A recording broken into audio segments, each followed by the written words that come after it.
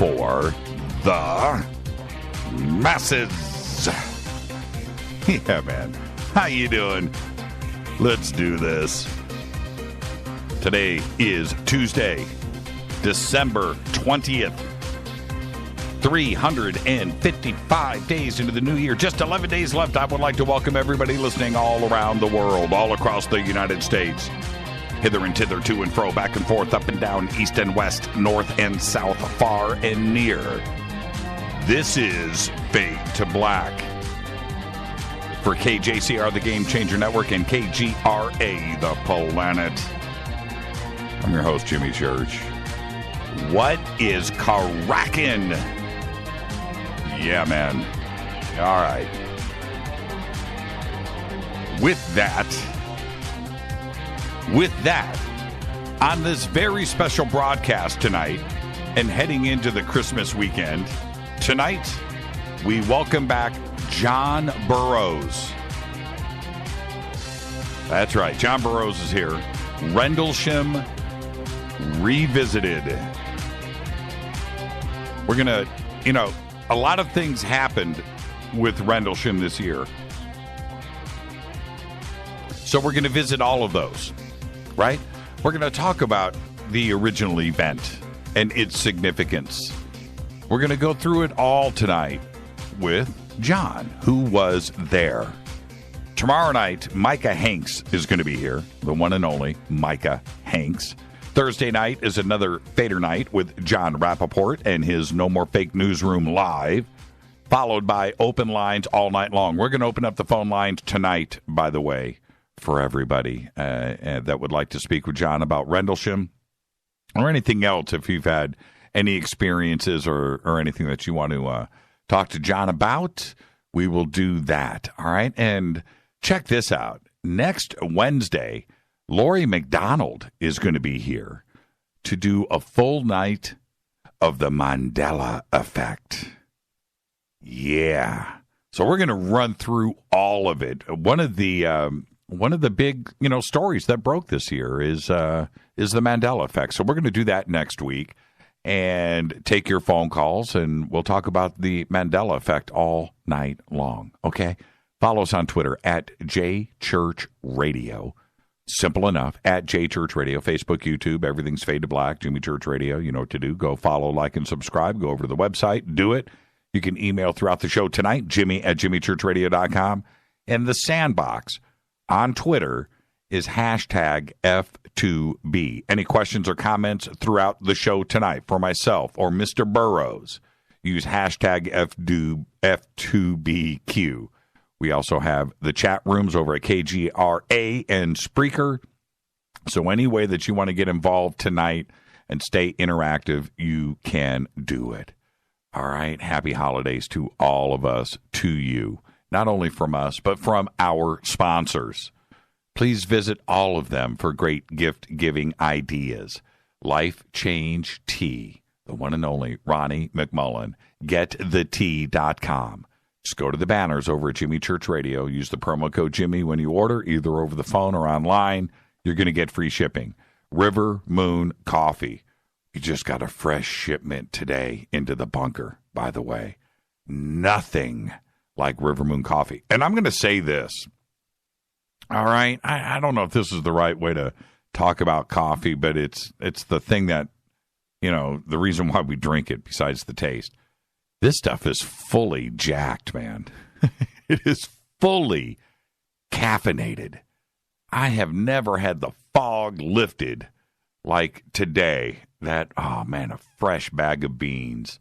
River Moon Coffee. Just use F2B Blend for the promo code when you order. You're going to get 15% off. The banners are right there at JimmyChurchRadio.com. Also, Studio Dome and the Fader Not Special. 2 SBB2 speakers, a stereo wireless Bluetooth system for just $129. Great gift-giving idea right there. And then Zipa. So today I got a second pair of glasses, right? I'm wearing them right now. No, I'm not going to post a picture. It ain't going to happen. No. But I'm wearing those glasses right now. And I see perfect, right? It's just one of those things. I'm in denial that I need glasses, that I'm getting old, right? Just in denial. I just don't want to do it, right? Ask my eye doctor. I go, dude, what about LASIK? Nope, not for what you got. Wow, man. Do I really got it? Yeah, I got to, and I'm wearing them right now. But anyway, so I'm over there today picking up the new script, and on the monitor in the waiting room is a Zipa commercial. Right? I was like, wow. So with my new glasses on, as I'm testing them out in the doctor's office, I'm watching a Zipa commercial. Yeah, Zipa, ZYPPAH.com. Stop snoring now. I did, and I am. Get yours. ZYPPAH.com. Banners are over at Jimmy Church Radio. All right. So, yeah, I'm wearing glasses. I got my first pair a couple of months ago, and those were for, like, really close stuff, right? Really close. But, I just 3 feet away, 2 feet away, 3 feet away. I've got 5 monitors right now. 1, 2, 3, 4, 5 here in the studio. Can't see them. So with the other script, I would have to get like 12 inch. So I wasn't wearing those glasses for this. And he was like, dude, you just got to quit fighting it, and I was acting like it was okay. Well, it just wasn't. So now I've got the new ones on, and I can see everything in front of me. It's really funny. Zipa. So I got to see Zipa in full color today. All right. And then the big conference of the season is coming up, Conscious Life Expo, February 10th through the 13th at the LAX Hilton. We will be broadcasting from the Plaza Ballroom on Friday the 10th. Be hosting the Ancient Aliens panel on Saturday. Just go and click on the banner right now over at jimmychurchradio.com for tickets and info. Speakers do include David Wilcock, Corey Good, Richard Dolan, Linda Moulton Howe, David Hatcher Childress, George Norrie, Mike Barron, Nassim Haramain, Lori McDonald, Jason Martell, Sean Stone, William Henry, Danny Sheehan, Whitley Strieber, Danny Brinkley, Laura Eisenhower, Del Bigtree, Lisa Garr, on and on and on. All right. And we really want to hang out with all of you. The broadcast for Fade to Black, man, that is free to the public, right? In the Plaza Ballroom. So let's pack. It's a huge, huge venue. You could put a lot of people in there. So come on and hang out. All you got to do is just show up and, get some tickets. But that's it. This is free. You just walk right on in and come and hang out with all of us. If you get there early and you poke your head in, maybe Rita will let you in and check out the sound check. How's that? All right? Deal. We'll see you at the Conscious Life Expo. All right. Happy birthday to, let's get the show cracking. Happy birthday to, are you ready? Kiss Stickman, Peter Criss. Yeah. Today is 71 years old. Does he make the list today because of playing drums, being the cat in Kiss, or for singing Beth? Hey, I'm just saying, right? Remember Kiss Alive 2 when that album came out and you opened it up and it had that huge flaming explosion, double wide shot of Kiss, right? Okay, and you put on the album. You kind of skipped over a few tracks because you wanted to get to Peter Criss singing Beth live. Remember that? The violins, the tape playing in the background. Today, Jonah Hill. I like Jonah, so just calm down. He's funny. Jonah Hill today is 33 years old. Man, pretty good career by the age of 33, right? On this day in history. All right. This is one of my favorite parts of the show, and I love educating all of you. Edumacation, right? On this day in history, take out your pen, write this down, and go check this guy out. Because you don't know Clyde Stubblefield, 1969. Yet you'll hear Clyde Stubblefield's drumming on everything. TV, movies, commercials, and just about every famous rap song ever. How about Eric B. and Rakim's Lyrics of Fury? Remember that? Oh, Mark, that's awesome. That's exactly the shot that I'm talking about. Kiss Double Live. Look at that. Kiss Alive 2. That was a rock concert. Man, I used to open up that album. I would listen to Kiss Alive 2 with headphones on and open up the album and just stare at it, because that thing, when you opened it up, it's like 3 feet wide. Look at that shot, man. Look at Peter Criss. You can barely see him. He's right there in the middle. But wow, right? Ace Frehley with his triple pickup, flame top Les Paul. You got Paul Stanley over there with his Ibanez Iceman. Man, what a shot. Yeah, okay. Anyway, where was I? Oh, Clyde Stubblefield. He when you listen to, I just said Eric B. and Rakim's Lyrics of Fury, how about NWA's, well, I'm not going to say it, F the Police, Public Enemies, Fight the Power, LL Cool J's, Mama Said Knock You Out, Ice-T's, or OG, Original Gangsta, one of the great tracks of all time. Well, so was Mama. So was F the Police, right? Along with literally hundreds of other hip-hop songs. Each of those classics that I just named is set to a beat drawn directly from an 8-bar drum break played by Clyde Stubblefield on what is widely believed to be the most sampled record in music history, James Brown's Funky Drummer. That's right. Recorded in Cincinnati, Ohio on this day in 1969. And I'm going to tell you right now. If it wasn't for Clyde Stubblefield, you got no NWA. Public Enemy. Think about what I just said. Is that heavy? That's heavy. And that's Clyde Stubblefield. And I'm giving him the credit today that he needs. Thank you, Maria, for posting that picture of Clyde Stubblefield. I love Twitter. Oh, look at this shot of Ace Frehley's triple pickup Les Paul. Oh, you guys are good. Fader fact. Now, as if that wasn't enough, right there, right, with Clyde Stubblefield, I just laid one out there for you. You can walk around with that fact and whip it out on your friends, and you can be the musical pillar of knowledge that you think you are, and they'll believe it. But here's another one for you. Mozart sold more CDs in 2016, Mozart, than Beyonce. Sold more CDs in 2016 than Adele and Drake. That is a fader fact. Oh, man, look at that. Yeah, I remember this guitar. Yeah, the double neck Les Paul. Yeah, it was a cool guitar. That's what you make. You get guitars like that built when you are the man. That's how that stuff happens. All right. Just listen. Listen to me, folks. The events that happened over the last few days have been heavy and tragic, and I don't want to take away from the Russian ambassador's assassination yesterday in Ankara, Turkey. Fully aware of it. And our thoughts are with everyone involved in the Christmas truck attack in Berlin. And these lives have been lost to the chess game being played out there right now. And it will continue.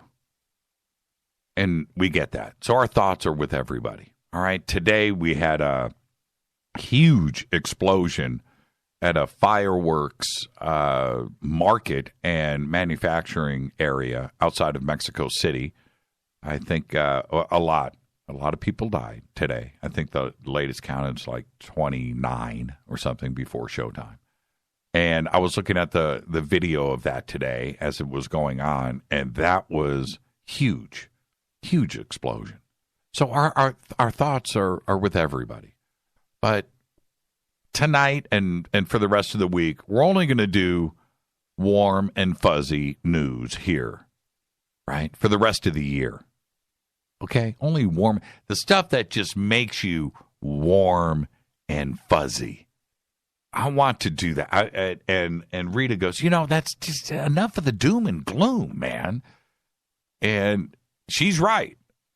So that's what we're going to do. And so we dug deep, man. We've got some stuff here. All right, so just listen to some warm and fuzzy news. First up, 400 people got homes. 1,260 got cars as a gift from their boss. Happened this year.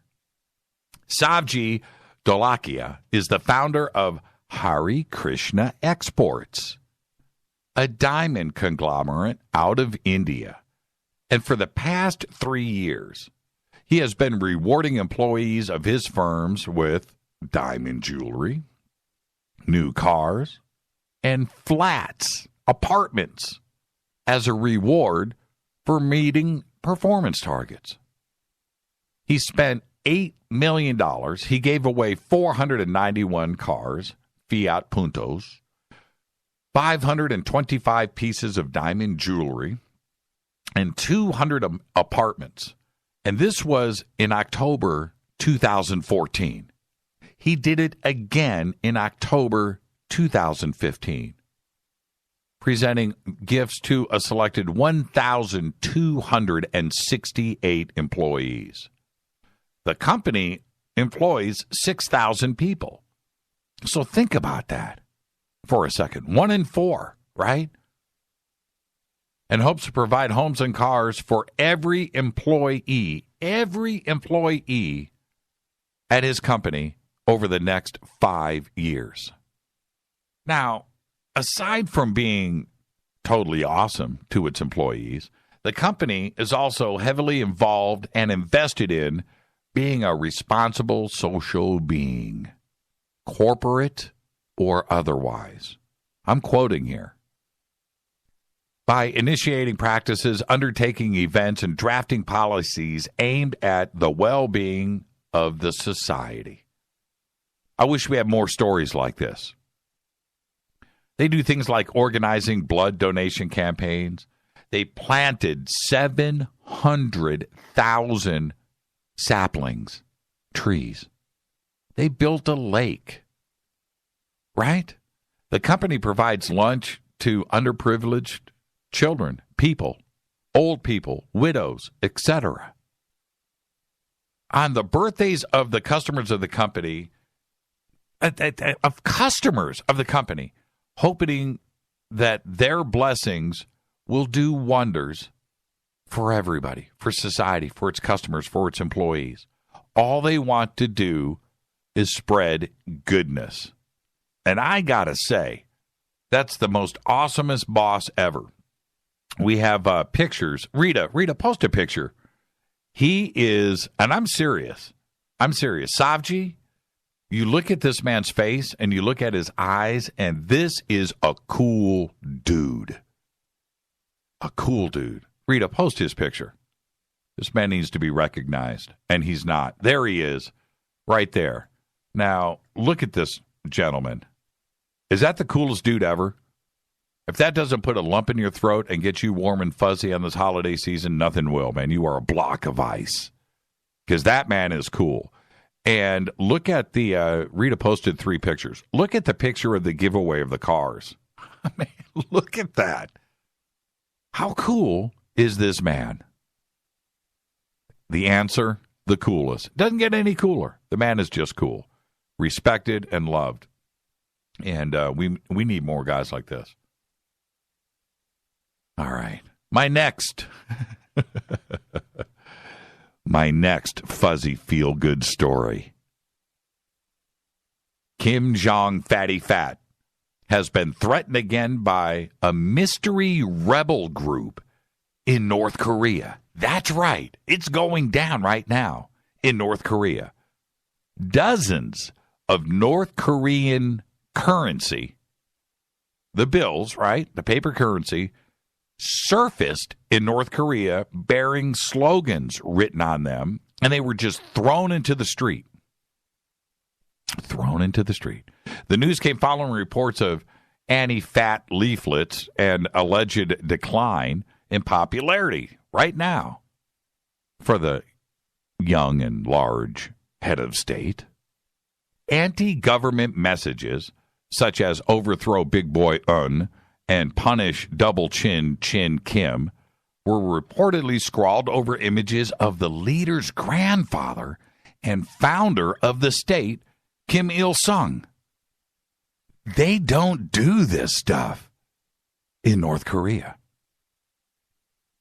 Now, these are the 5,000 North Korean won bills, right? Any money in North Korea is valuable. It's worth a lot because nobody's got it. And so if you are... Now, there was another part to the story, too. Flyers. Somebody in North Korea is printing flyers. That's crazy. These aren't the ones that are being dropped by drones and balloons. No, these fat leaflets, yeah, right, are being distributed right now in North Korea. So the police now have in a couple of towns north of Pyongyang have shut the towns down. They're going door to door. They're making people write out, and they're getting handwriting samples. They're trying to, and they can't. This is freaking them out.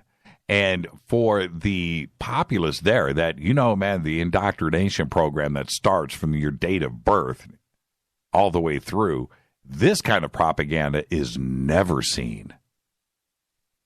Done from the inside. There you go. That's my second feel-good story of the night. And here's another one for you. Are you ready? A new plant species has been named after Jimi Hendrix. Yeah. The plant is found only in a small area right here in Baja California, Mexico. Researchers have recently paid tribute to Hendrix by naming a new plant species after him. The plant, named the Dudleya hendrixi, is found only in Baja California, Mexico, and can grow up to 1 foot tall. D. hendrixi is a thin, stalky plant with a pinkish white flower on it, and a succulent flower, by the way. These tiny flowers die in summer and bloom again in the fall. The plant was discovered by Mark Dodero, who was then a graduate student at San Diego State University, and he is now working as a senior biologist at a San Diego environmental consulting firm. There you go, Jimi Hendrix. Feel-good story number 3. Now for number 4. Yes. Aside from the snows of Kilimanjaro, you probably don't associate Africa with the winter weather or winter sports. But 3 former track stars based in Texas want to change that. The women are hoping to become the coolest competitors at the 2018 Winter Olympics. They have their sights on the bobsled course in South Korea. Her name, Sun Adgun, literally driving the initiative to get the Nigerian women's bobsled team on a track. I'm not making this up, folks, and this is the feel-good story of the year. Right? Cool Runnings, Part 2. She represented Nigeria in the 2012 Summer Games. She needs to compete and complete 5 races on 3 tracks by next January to qualify for the Olympics. Her 2 teammates have only practiced on a wooden practice sled called the Mayflower. They haven't raced on ice yet. I see the Disney movie, right? John Candy's no longer with us, but I see the movie in our near future. Now, I've got to jump ahead because this happened last week. And the story, when it broke, how do I say this? Kind of ticked me off. And let me. I don't want to do that one. I've got to do this one. It's right here. Controversial Italian hunter Luciano Ponzetto has died. Yeah, after falling 30 meters, 100 feet down a ravine. His death occurred while he was hunting, prompting many to describe this as karma. Ponzetto, who became a figure of controversy after posting images of his trophy kills of lions, slipped on ice and fell down a ravine, according to a newspaper out there. The 55-year-old was hunting birds in Italy near Turin when the accident happened. And it seems the photos of Ponzetto posted previously hadn't left a good impression because social media just lit up, rejoicing on Ponzetto's death or divine intervention. You know, it depends on how you want to look at it. But for me, I think dude was probably pushed from the back by a snow leopard. And that's just me. And this is Fade to Black. And those are our feel-good news stories for the day. News that you know nothing about, and now you feel warm and fuzzy. This is Fade to Black. Tonight, John Burroughs is here. We're doing Rendlesham Revisited. It's a crazy year for Rendlesham and ufology and conspiracy and paranormal. The news out of Egypt this year, we had a lot of crazy stuff. Tonight, we're going to do Rendlesham with one that was there, John Burroughs. I'm your host, Jimmy Church, on the Game Changer Network and KGRA, The Planet. Follow me on Twitter at JChurchRadio. I'll be right back with John Burroughs. Stay right there.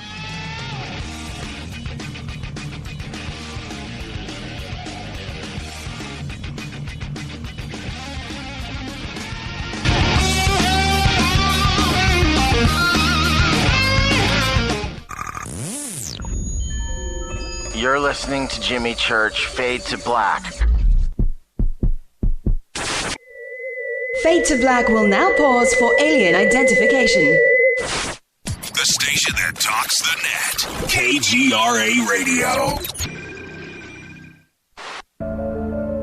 When you take the beans from Central America with dashes of Indonesian and African mixed in and then roast it to the dark side of Fade to Black, you create the ultimate brew of fringe. Introducing the Fade to Black blend from Rivermoon Coffee. Yes, Rivermoon's darkest customized roast was created for the love of Fade to Black. The alchemy of masterful roasting and smoking the beans is in every sip of this full-bodied, dark Java. I need my coffee dark, deep, with distinct bittersweet chocolate highlights, just like the bunker. Leaning further into the darkness of the roast is Fade to Black blend from Rivermoon Coffee. Just click on the banner at jimmychurchradio.com and use the promo code F2BBLEND for 15% off of your order today. Go Beckley Teppy. Hi, folks. It's a holiday season with hope in the air. Things to look forward to and no time for despair. Health can be a challenge, and so can the mail. So Get the Tea wants to help you by giving you a sale. Buy 2 months of Super Tea and get 1 month for free. No limit. That's buy 2 months of Super Tea and get 1 month free. That's a savings of $35. Where? GetTheTea.com. That's GetTheTea.com. Scroll down on the front page and find the buy 2, get 1 free ad. Click it and save. Orders over $100 get free shipping. Send the gift of life. Change tea at GetTheTea.com. We have many non-GMO organic supplements just waiting for you. This holiday season, enjoy health and Thanksgiving with GetTheTea.com. Want to call us? 928-308-0408. That's 928-308-0408. GetTheTea.com is a proud sponsor of Doing What's Right. That's GetTheTea.com. 9 out of 10 geneticists agree. Fade to Black is not your father's radio show on the Game Changer Radio Network and KGRA, The Planet. Hi, this is Chase Kletsky with Fate Magazine Radio, and you're listening to Jimmy Church and Fade to Black on the Game Changer Network and the KGRA digital broadcast station, where the Fade or Nots rock. Hi, this is Rob Reiner from Anvil, and you're listening to JimmyChurchRadio.com. What's up? I'm Chris. What up? This is Kyle Massey, and you're listening to Jimmy Church Radio. All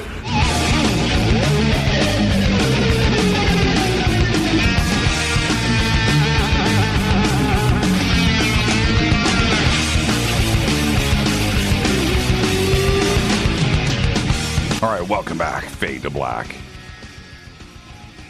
I'm your host, Jimmy Church. This is it. This is the end of the year. I just can't believe what a year it has been. Crazy year for all of us, hasn't it? And tonight, John Burroughs is here. Rendlesham Revisited. He entered the United States Air Force in 1979 and served 27 years, both in active duty and reserve. He is currently retired. John has had various assignments throughout his Air Force career. Some of these assignments were at Luke Air Force Base, Osan Air Force Base, Grissom, Castle, and with reserve assignments at Davis-Monthan Air Force Base and Prime Beef, Williams Air Force Base, Reese Air Force Base, Luke Air Force Base. And he has been on many deployments from Italy to the Middle East. In 1979, though, he was assigned as a security police law enforcement patrolman at RAF Bentwaters in England. That famous twin base with RAF Woodbridge together, they had massed the largest tactical fighter wing in the United States Air Force. In the early morning hours of December 26, 1980, while working a law enforcement patrol at RAF Woodbridge, he had a life-changing event. That's right. Where he conducted an investigation on a phenomenon which has left the rest of the world in awe as one of the most documented and witnessed sightings by the United States military in known history. John currently co-hosts Phenomenon Radio with Linda Moulton Howe on KGRA The Planet, and of course his website is phenomenonradio.com, and I would like to welcome back to Fade to Black our good friend, John Burroughs. John, good evening, sir. Hey, Jimmy, thanks for having me back. Man, you're the best, John, and the biggest. So, it's kind of like that. You know what was really funny today? I almost posted Big John Burroughs is going to be on with us tonight. I'm not planting a flag here. Has anybody called you Big John? Well, actually, one of the individuals involved, if you can believe this, and Adrian Bistenza, at one point when he was interviewed for this years ago, said I was with the big guy. Yeah, right. He did. He called me the big guy. Man, I remember the first time that I stood next to you, I was just like, holy crap, man. Okay, so anyway, enough of that. Yeah, you're a tall drink of water, so we'll just leave it like that. But crazy year for Rendlesham, and just when you thought that, all has been said, all has been done, and we can just move forward and continue to research. Once again this year, we've got new stuff, new witnesses coming forward, new books. We got a divorce involved in the case, too, as well. And is this like the gift that keeps on giving? Is there still more to discover at Rendlesham? Yeah, and one of the things that you didn't bring up was, and I look at it, it was a tough thing to deal with, because I definitely didn't want to see Hillary Clinton become president of the United States. But a lot of people weren't aware of this. But one of the things that if she was elected, it was brought up by Podesta that, she was going to open the books on what took, on UFOs, or was she started calling them UAPs. Right. And one of the cases they were going to look at was the Rendlesham Forest case. And UAP, oddly enough, was brought up very publicly about Bentwaters and you. And UAP really became the accepted or the new way to say UFO. Right. And in Europe, they've used it for years, but that was one of the things that I wasn't aware of until after she said it. And then I started doing some checking. At one point, Nick Pope, who everybody knows worked for the Ministry of Defense and UFO desk, was asked to come to Washington, and he was involved in John Podesta's think tank. And Leslie King organized it. John Podesta was there. There's a lot of people that they won't disclose who was there, but they said they were military people, intelligence people, and stuff like that. But Nick was one of them. And one of the cases that they talked about was the Rendlesham case. Plus, they went into Project Condign and UAPs. So when she did say that on, I believe it was a Kimmel show, right? That threw me for a loop, because they were going to go right down that alley of the new normal cultures UAPs, which goes right to what Project Condign actually mentioned Bentwaters, and it involved, the report itself talked about UAPs in it. So now, for those out there that have been living under a rock and aren't familiar with Rendlesham, and I'm sure that there are those, and then we have those that are very familiar with the case. But when you speak about it, what's really cool is, you were there. You went through all of this, and medical issues too as well. That actually cleared up this year too as well. The medical issues didn't, but the issues involved with it did, and that was a big news story for ufology this year. But people will be hearing directly from you about these events, and I think that is key here, and it is important. So let's kind of start there. I want to talk about the 26th of December. We have 2, possibly 3 days, because there could have been something too on December 27th. But take me back to December 26th and what happened on that night for you. Sure. We came on duty, actually, we came on duty at 2300, which would have been actually still Christmas night. And it was Christmas night. It was dead. Both bases, Bentwaters and Woodbridge, were dead. Nothing was going on. Went to work at 11. I was on law enforcement patrol. It was around about between 2 and 2:30. My supervisor, who was the other patrolman over at Woodbridge, asked for a rendezvous. So I met up with him. He was new, and he just was assigned. I was assigned to him as the supervisor. So he wanted to get to know me a little bit better. So I jumped in the patrol car with him, and we started driving around. One of the things we checked was down at the east end of the base. It was called the East Gate. We made sure that area was secure. The gate was locked, because one of the things was there was a combo lock, so some of the people knew the combination maintenance and stuff, and sometimes they tried to sneak in and out, and they sometimes even forgot to secure the gate. Right. So we were just driving around, heading down Eastgate Road, on the base towards Eastgate, and all of a sudden he saw something strange up in the sky. And I'm not going to lie, I was tired. It was, it was the middle of the night. I was just kind of sitting there half listening to what he was saying. And he asked me, he goes, "What is that? Have you seen that before?" And I've been there almost 2 years. I'd been down at that gate many a times on alert and different things when it was open at night. And I looked out, and no, I hadn't seen anything like that before. He originally, and he explained it a little bit, was he saw something coming down into the forest. What I saw was something that was already into the tree line. And like I said, I've always said it was different colored lightings, like green, red, and blue, white.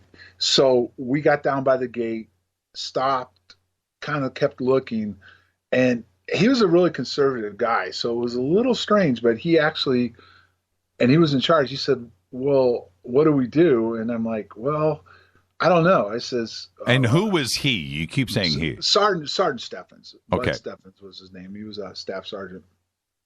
And so we decided that we'd open the gate up and drive down now we were going off base, and we drive down that road that led out from Eastgate, and you come down to a T and you go left or right. Well, we got down to the end of the road, which was the forest also, which was called Rendlesham Forest, was right there, right in front of you. And then you go left or right. He kind of turned the car around, so we were facing back towards the gate. I got out of the vehicle, and as we were going down the road, and when we got down there, it got really eerie, because we went off base, we didn't tell anybody, and all of a sudden, whatever it was seemed to start moving in the forest towards us. So here we were off base, armed, and whatever we were seeing appeared to be coming towards us. Also, when I got out, opened the door and kind of got out to look, there was a static electricity in the air. So it got really eerie fast. So at that point, we both kind of looked at each other and said, "Let's get back up to the base and let's call this in." So we drove right back up and went over to the gate shack, which was right there by the gate. And he got on the phone and called in that something strange was happening just outside, the main, east gate in the forest, right on the perimeter of the base. And what was the response from your reporting of what you guys were seeing? Well, he was new. I'd been there for a while. The desk sergeant and I had a history. I used to play a lot of practical jokes on him. So it was Christmas night. It was a laid back night. I'm not going to lie. They had one of the nets. They were actually playing Christmas music. They were taking requests and music on one of the nets. So one of the nets was tied up. Everyone was kind of just chilling, and everything else. So when he called him, he didn't believe him. So he got me to get on the phone. And I told him, his nickname was Crash McCabe. And so I told him, I says, no, there's something out there. I don't know what it is, but it's something that's out there. And it's right there on the edge of the forest. It's even moved closer towards the base. So he didn't want to believe me. He thought I was playing a joke on him. So he transferred me real fast to security control. And when security control picked up, I think he thought I'd hang up and that'd be the end of it. But when the comptroller came on, I told him, I said, hey, listen, this is what's going on. We've got something just outside, the base, right outside of East Gate. It's in the forest, and at this point, it even looks like it's starting to move real close to that tree line towards the base. So at that point, he dispatched the security supervisor down to the gate. The patrol had Staff Sergeant Jim Peniston and a brand new airman, believe it or not. It was his first night on flight by the name of Ed Kabanczak. He even said later he thought that was some kind of practical joke that were playing on him. Sometimes the new guy gets a joke pulled on him. Yep. And they proceeded down to the gate, and when they got there, they could both see the same thing we were seeing. Now I know you've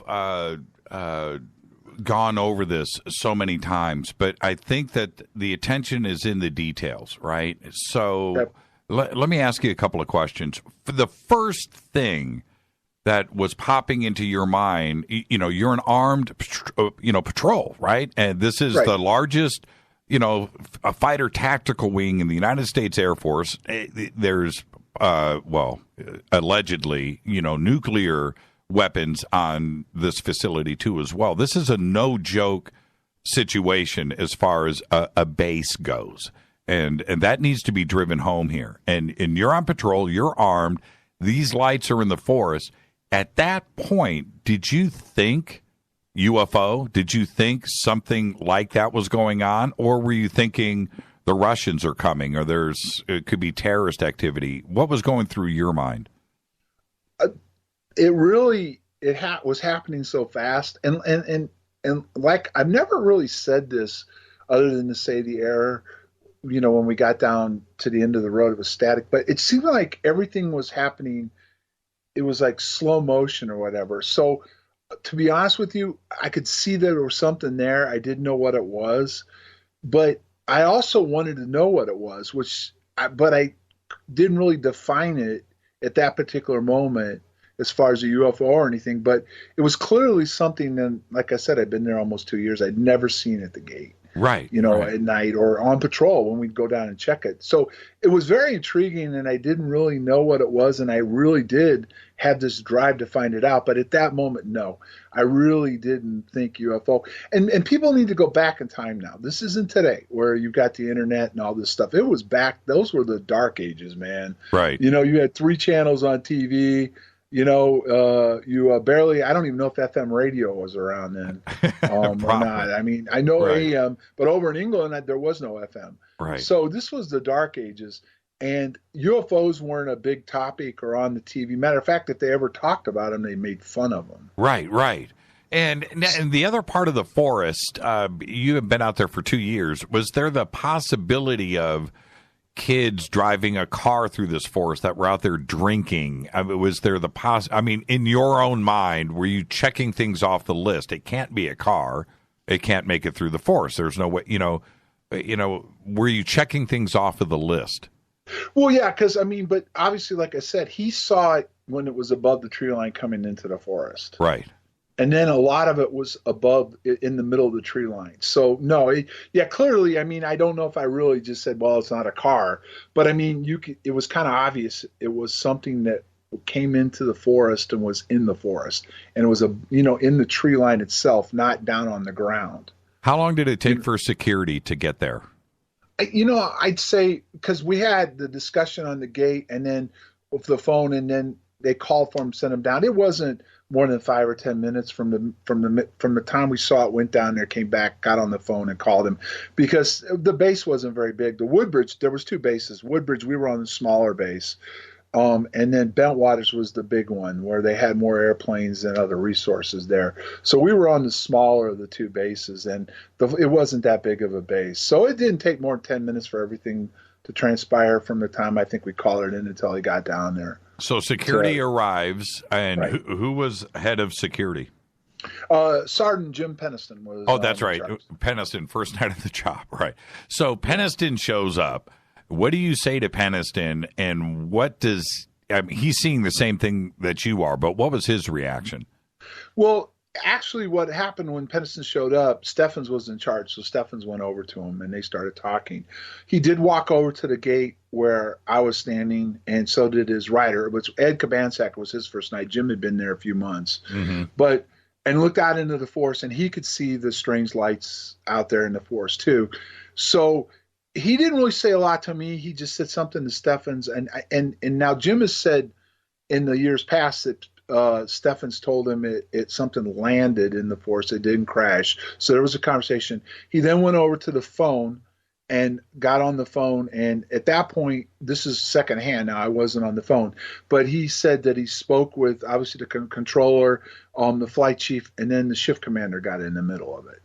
And what was going on, and again, I wasn't on the phone, I can only repeat what I was told, was that they were starting to do some checking. They called RAPCON, which would have been our radar on Bentwaters, and RAPCON was part of the radar system, but not part of the tower. And they called over there, and they wanted to find out if they had anything on radar. They called Eastern Radar, and they called Heathrow Tower. Now, during these conversations, and this is something that never came out early, but this is important for people to understand. This was off base, and people have brought this up over the years. It should have been a British matter. Right. And in theory, it should have been. And I know for a fact I've been told that the British police were called, and they eventually showed up. And at one point, I've been told from the people that were over there, they actually did call the fire department. And the fire department came out. And I have never got to speak with one of the fire guys that came out has supposedly talked a little bit about what he saw. I've never really got the whole story, but they saw something strange supposedly when they came out too.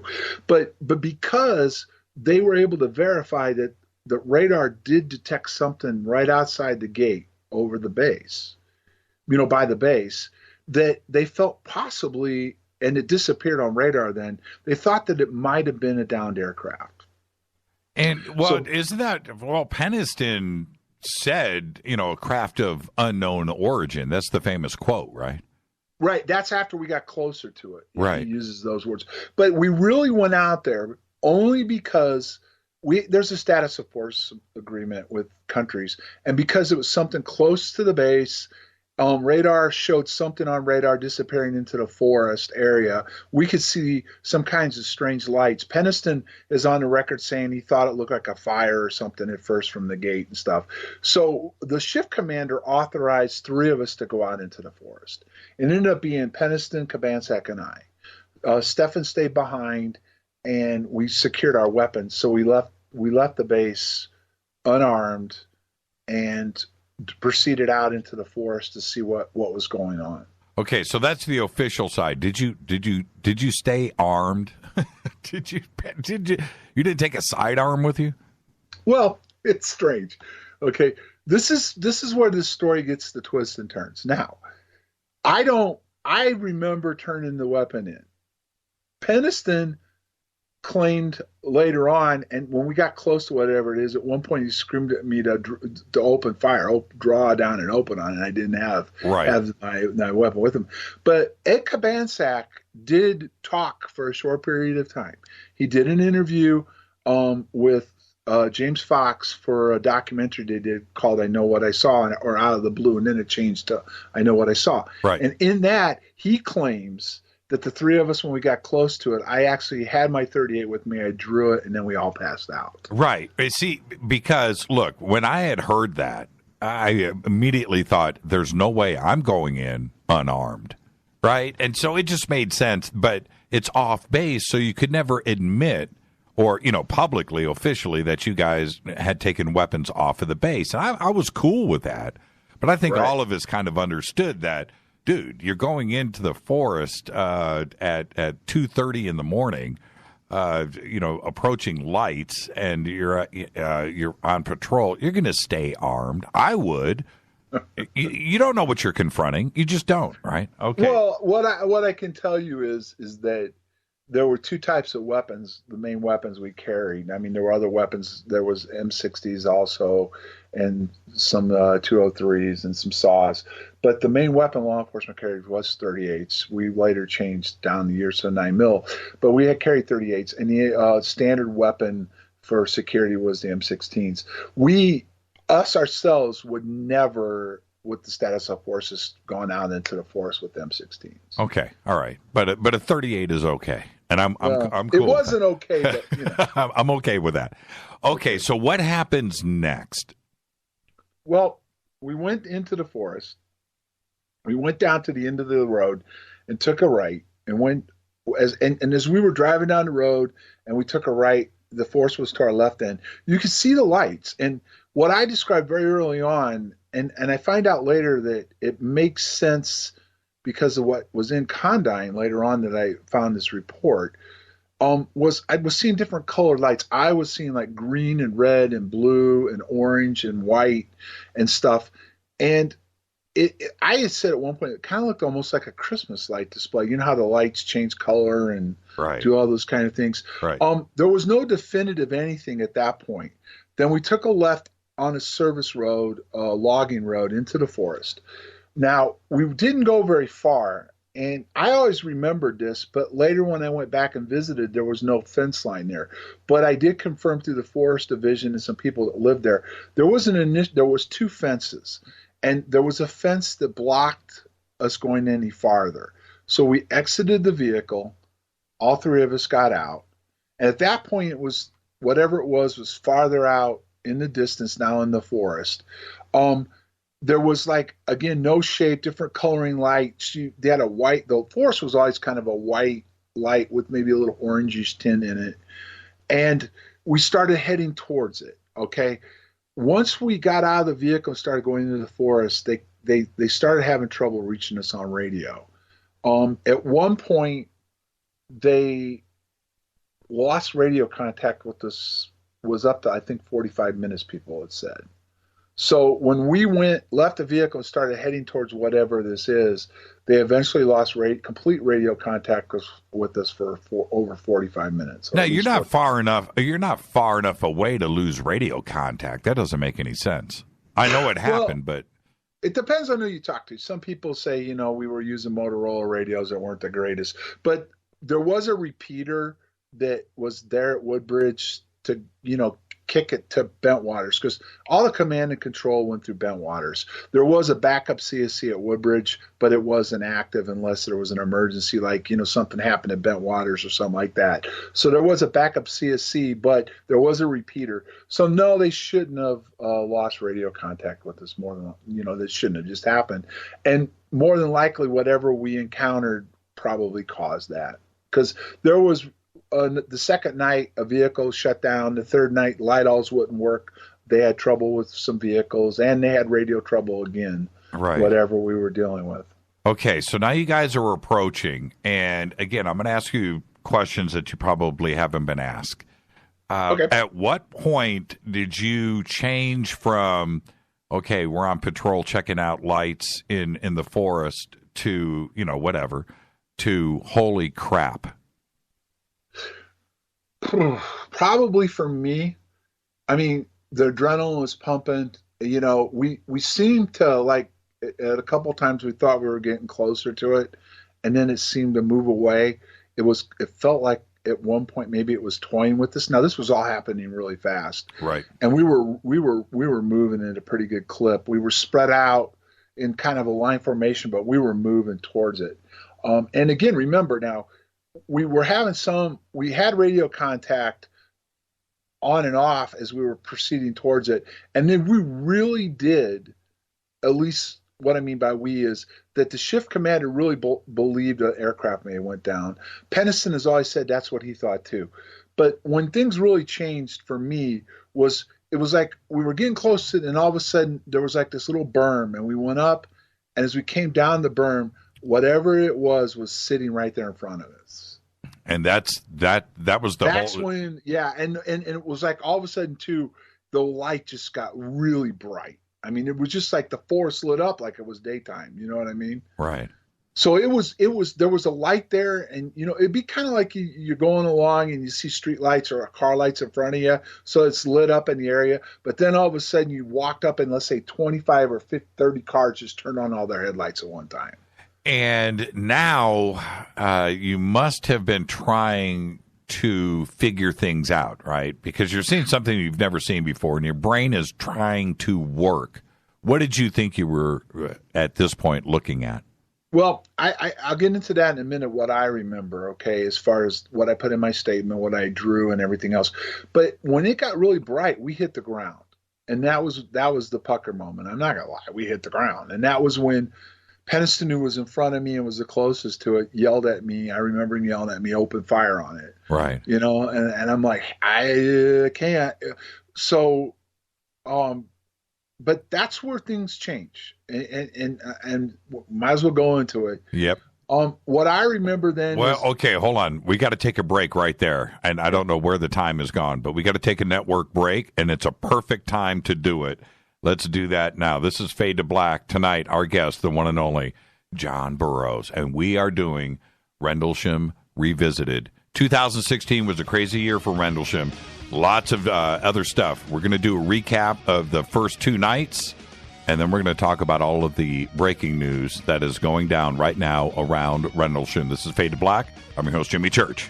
We'll be right back. More with John Burroughs right after this. Stay with us.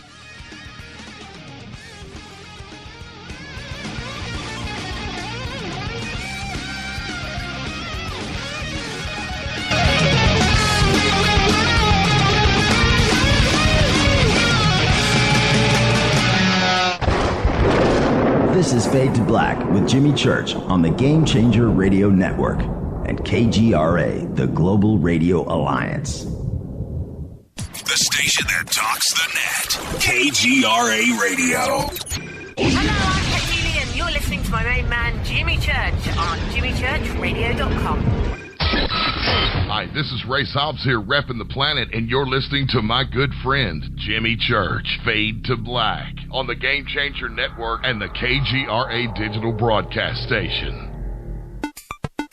How you doing? It's Jimmy here from Zipa. Today I wanted to tell you about my efforts to achieve global elimination of snoring. It all starts with respect. Respect for yourself and respect for others. Listen, you think you're being a nice guy or a nice girl by letting the guy or girl next to you sleep and snore every night. It's the ultimate disrespect to have that happen. You wake that person up and you tell them, go to Zipa.com now. ZYPPAH.com. We're not going to tolerate this, all right? Snoring is not okay. Someone next to you is snoring, you tell them to buy a Zipa. ZYPPAH.com. I know that you're listening to these snoring things and you're thinking, well, it don't apply to me. I don't have these problems. A lot of people are in denial, but it's true. Listen, if you're snoring, you got to stop it. What you got to do is get this fixed. Get a Zipa and change your life. ZYPPAH.com. This is Toby Kebbell. You're listening to JimmyChurchRadio.com. Don't hurt me, Jimmy. I'm only little. Hey, I'm Adrian Grenier. And this is Ari Gold. We're the Honey Brothers. Yes. We are of the Honey Brothers. Hey, I'm Adrian Grenier. And I'm Ari Gold. We're the Honey Brothers. And you're listening to Jimmy Church. The Revolution.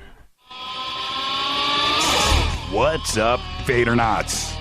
Studio Dome loves Fade to Black and the F2B audience so much that they have put together the ultimate stereo Bluetooth system. They've done it just for you. Man, check this out. The Studio Dome SBB2 stereo system is here. It's featuring 2 Studio Boombox 2 SBB2 wireless Bluetooth speakers, packed in its own custom hardshell case. This Studio Dome system features the very latest in stereo Bluetooth technology. The 2 full-range boomboxes are in true wireless stereo. You've got to hear this. It's amazing. It's just $129 and use the promo code JCRTWS and you'll also get free shipping. It's simple. Just go to jimmychurchradio.com, click on the Studio Dome banner. Go Beckley Tepe. This is Micah Hanks of the Gralien Report, and you're listening to Jimmy Church on Fade to Black, across the globe on the Game Changer Radio Network and the one and only KGRA Radio, The Planet.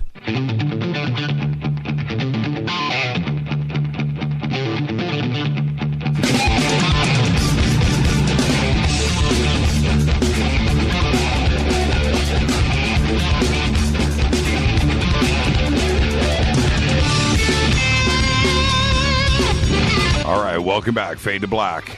I'm your host, Jimmy Church. Tonight, John Burroughs is with us. Rendlesham Revisited. On the 26th of December, 1980, one of the craziest, most documented UFO events in history happened at Rendlesham Woodbridge.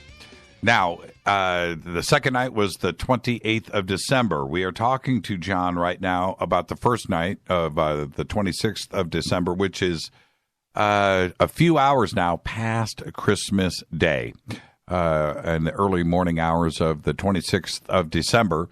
And they have approached this object in the Rendlesham Forest. They've gone up on a berm, and this thing lights up. And they all, in John's words, hit the deck. Jim Peniston, says open fire.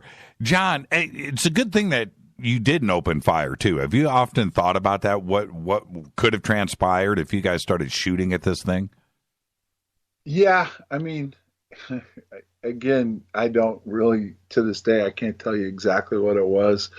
But, you know, if it's something from somewhere else or advanced technology, I don't think it would have ended well for us. Right. The one thing that would have happened if that would have taken place would have been, this would have had to come out right away. Right. Because once you had a weapons discharge, or I assumed it would have had to have come out right away, but you never know.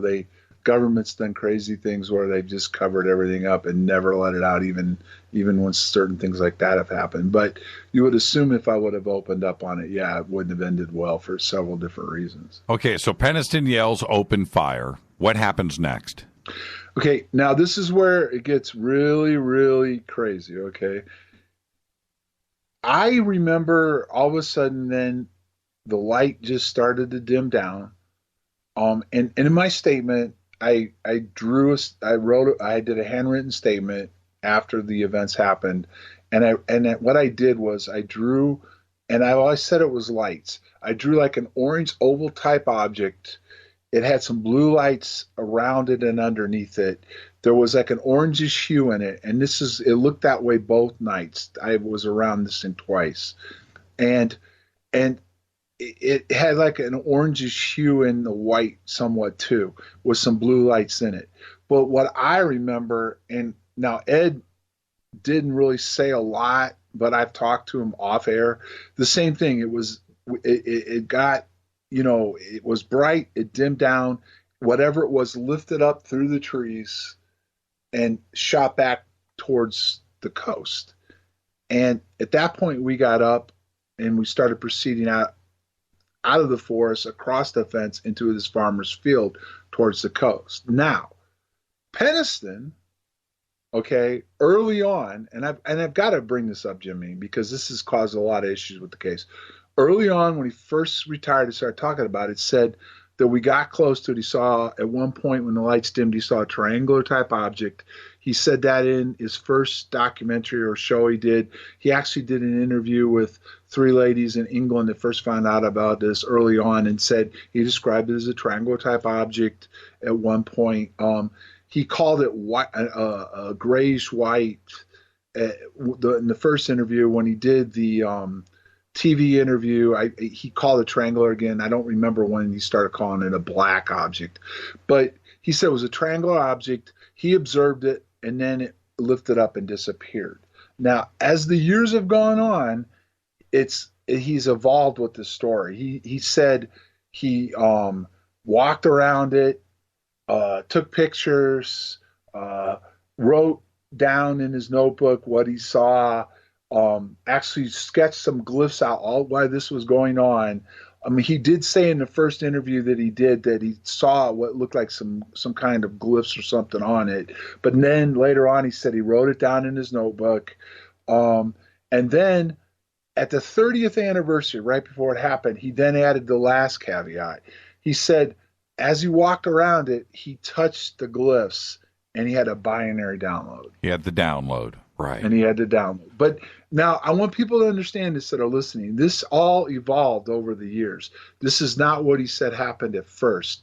It took up to the 30-year mark before he talked about the binary download. And, okay, so let's, in retrospect, with you, do you have a complete memory of the entire event? I mean, is there anything that's clouded? Was there an opportunity for these things for Jim to happen, for him to have done, but you either didn't see it or, is your memory affected? Well, the first night, it's harder to say that than the third night, and I'll say why. I do remember, and Ed, when him and I have talked off, we never went on a show together, but what we remember is we were there, we hit the ground, it was bright, then it dimmed and it left. Right. There appears to be what's been labeled missing time, because when we got back, our watches were slow. Right. One of the things I discussed with Peniston, because the watch is slow, and his theory is there was a bubble around whatever it was. He was in the bubble, we weren't. So right. Maybe we didn't see it. But for me, and I've always said this, it happened like boom, boom, and then shot back, and then we went out into the field and we pursued it for a good mile and a half further or whatever it was. We saw it farther down in the field, and then we just kept going until they finally called us off and sent us back to the base. Did you see Pennison? Did you see Jim stand up when you guys were, hitting the deck? Did you see him physically stand? I remember when we hit the ground, we were like in a type of a line stagger formation. Right. He was to the front, I was in the middle, and Ed was behind me. I can remember we hitting the ground, but I was looking at it, but you kind of saw him out of the corner of my left eye. And then I remember him looking back at me and yelling that. And then what I remember is when it started to dim, he started to come up on a knee just like the rest of us. And then we went forward. So, I don't remember losing contact with him, right. Or anything else. And that's caused a lot of friction, Jimmy. I mean, because he's come out with all this other stuff. And I mean, you know how dumb bunkers are. They're like, well, how come the guy's right next to you couldn't see it and all that other stuff and right. everything else. And I have to say, I wish, and he's had different reasons why, I call him some of them excuses, why he just didn't lay it all out from the beginning, or at least when he first started talking about it. Because he hasn't made it easy, because he didn't talk about the notebook until about the 18-year mark, and then that all came out and the glyphs and stuff, and then he waited till the 30-year mark for the binary download. If he would have just come out with this all at the very beginning, right, it would have been a lot easier, even though I still wouldn't have remembered seeing him do what he said he did, walk around it, do all that stuff. Right. It would have made it easier to stomach some of this other stuff too. Yeah, and this is what reality is, John. If you and I and Jim witnessed a bank robbery / car accident / shootout, right? We're going to have three different stories. That's just it. And we're going to remember things differently. I saw a yellow car. You saw a blue car, and I get that. But this is also trauma of a degree that most people can't even relate to.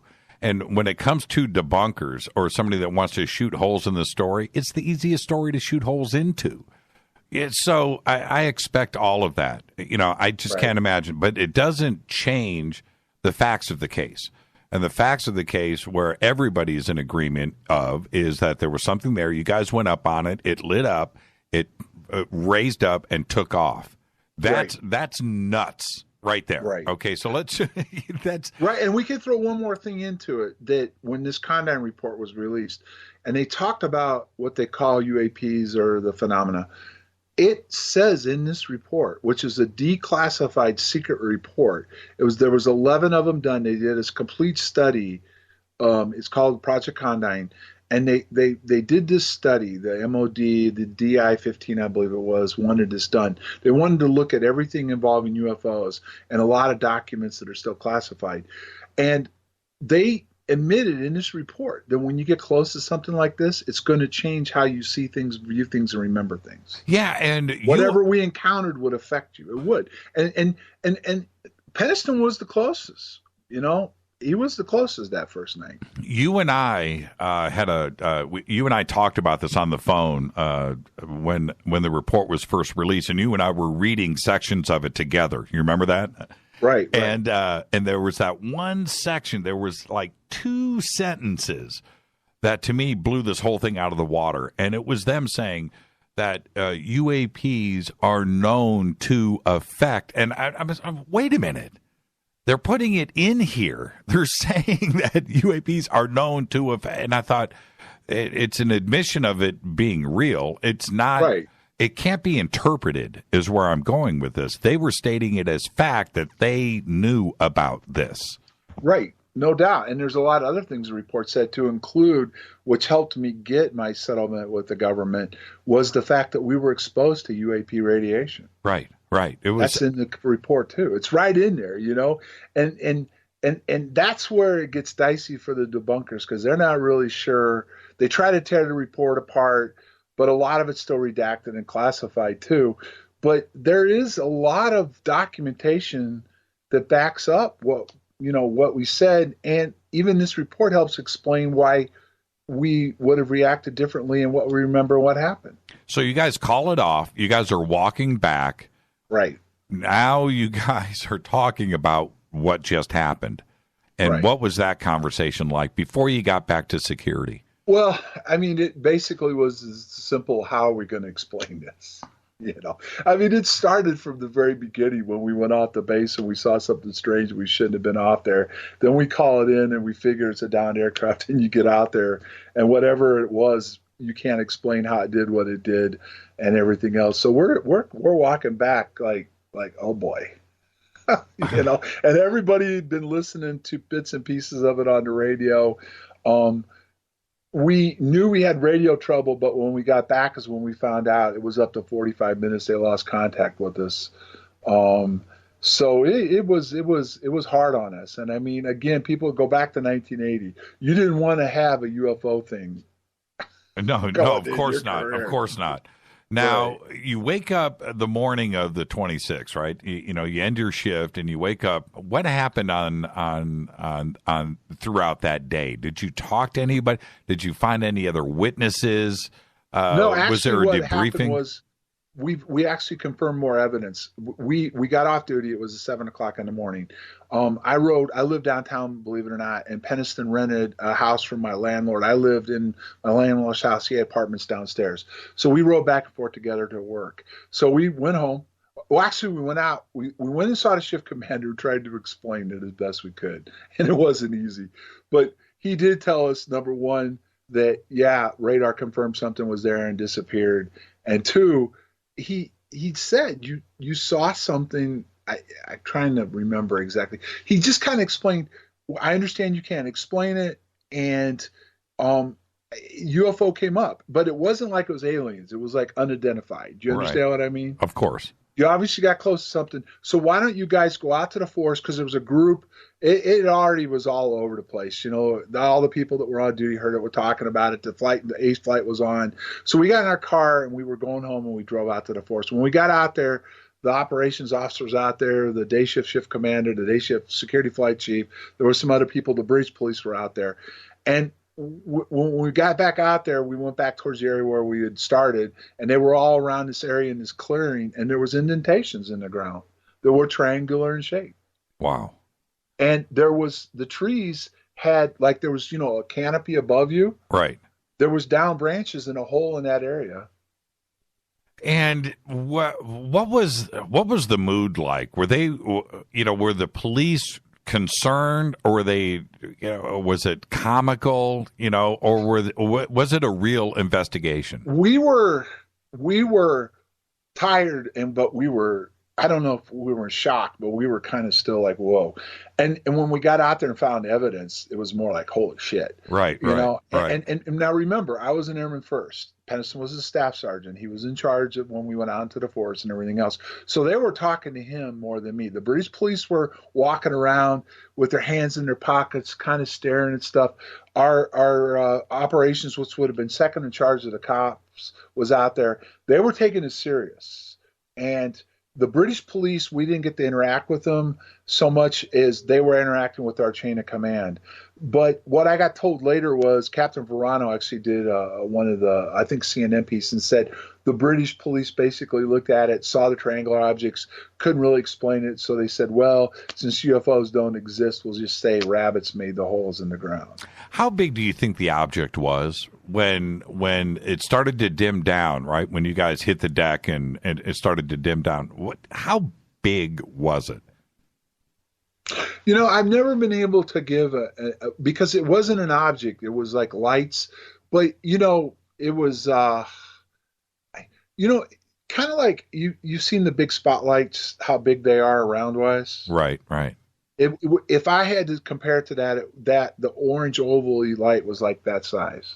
Interesting. Okay, so now let's move forward to the 27th before the other big day, which was the 28th. The 27th, there has been stories about there were also things seen on the evening of the 27th. What do you give to those reports? Actually, the night of the 26th going into the morning of the 27th. Yes. Right. And so what do you give to those reports? Well, that's just it. I went home, went to bed, slept, went home, went to bed later in the afternoon and slept through the night. I woke up in the morning, and I've said this on TV. I woke up and felt weird. I felt like something had happened again.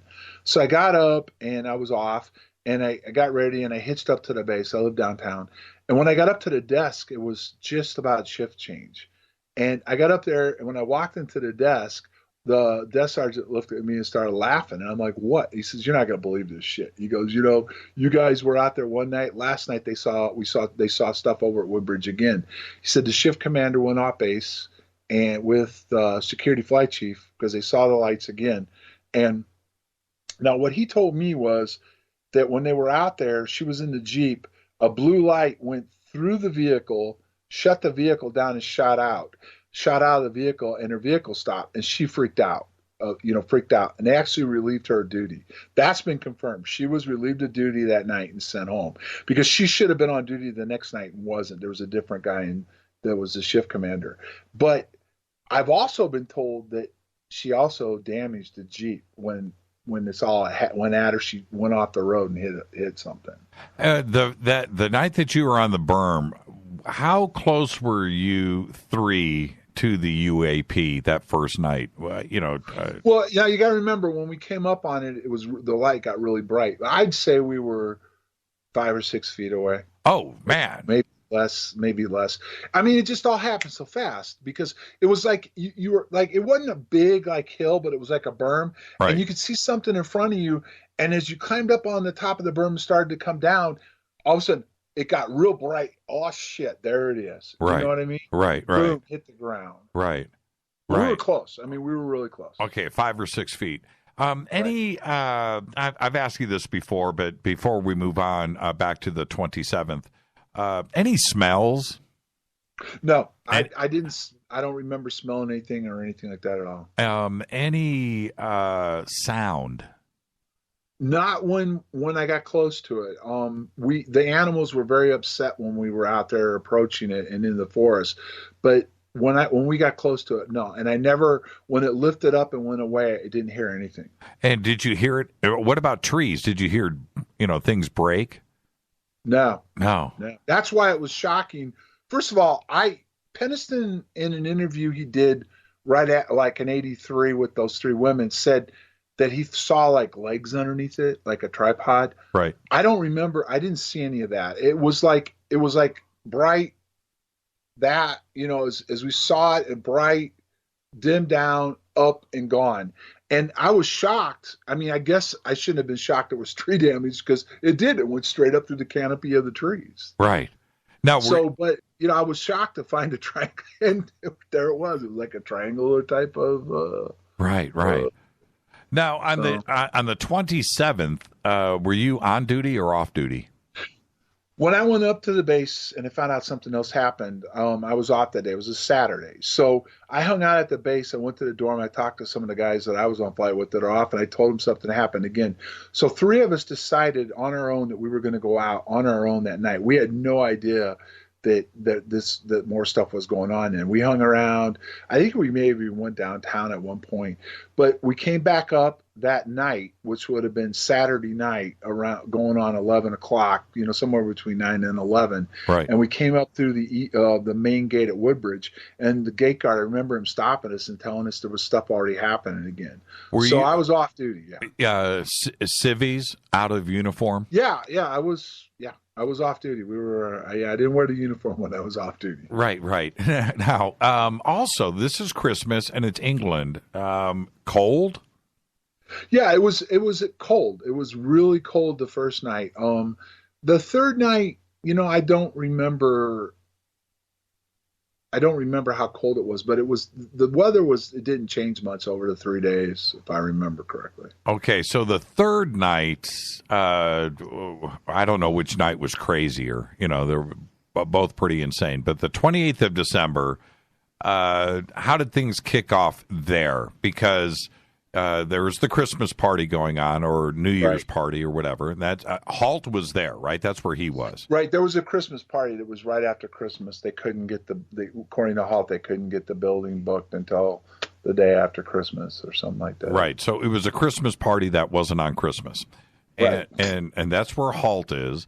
And it's just confusing for everybody because Christmas is already passed, but it's always been spoken as the Christmas party. Okay, so right. It was called the Wing Christmas Party, and according to Halt, they couldn't get the hall over there at Woodbridge booked until the 27th. So okay, so take us through that because obviously he gets notified during the party.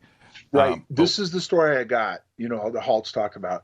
He was at the party. Lieutenant England came in to the party and said it's back, and he said, "What's back?" Or the base commander said, "What's back?" And I would assume our squadron commander would have been there because it was a wing party and all the commanders would have been there. Right. So once he said it was back, the Halt said there was a decision made because there were still awards to be handed out and it was still going on.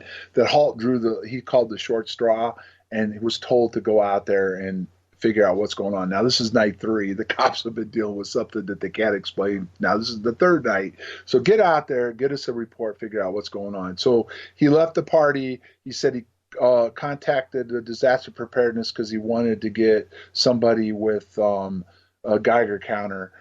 He found out who the oncoming flight chief was, which was Ball. England was already there, and he assembled a team and then went down to the gate. And where were you when all of this was going on? I would assume, based on the fact that when I came through the gate, the guy said it was already going on. Right. We were still off base, and then when we got down to the gate, they were already out in the forest. So my guess is we were off base.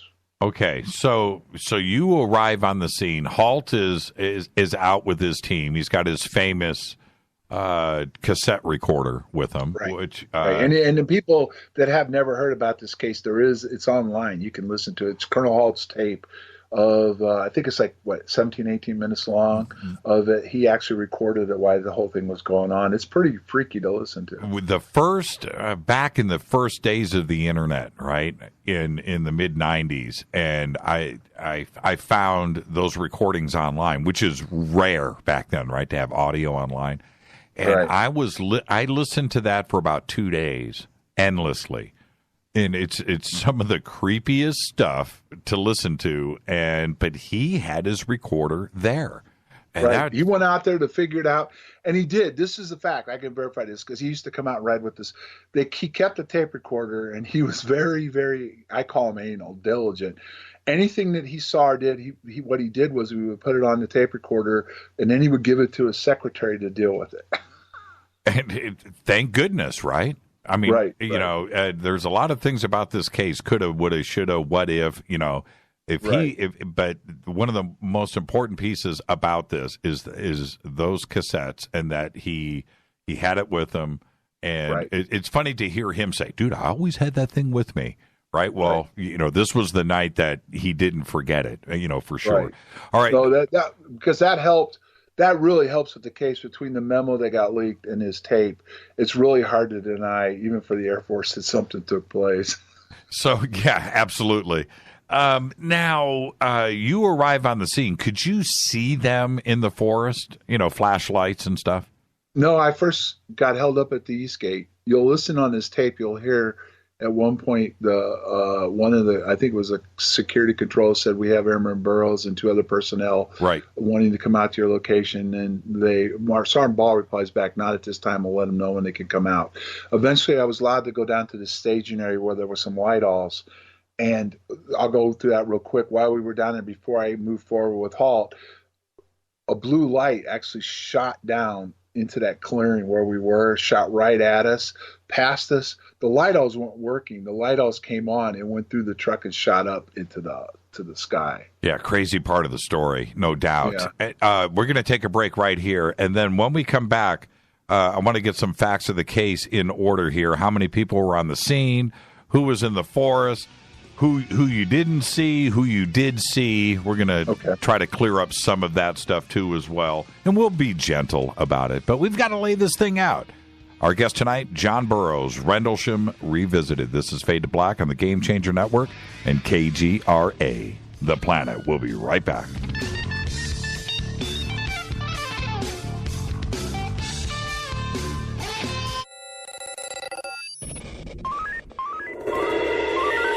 Way out here, we listen to Jimmy Church.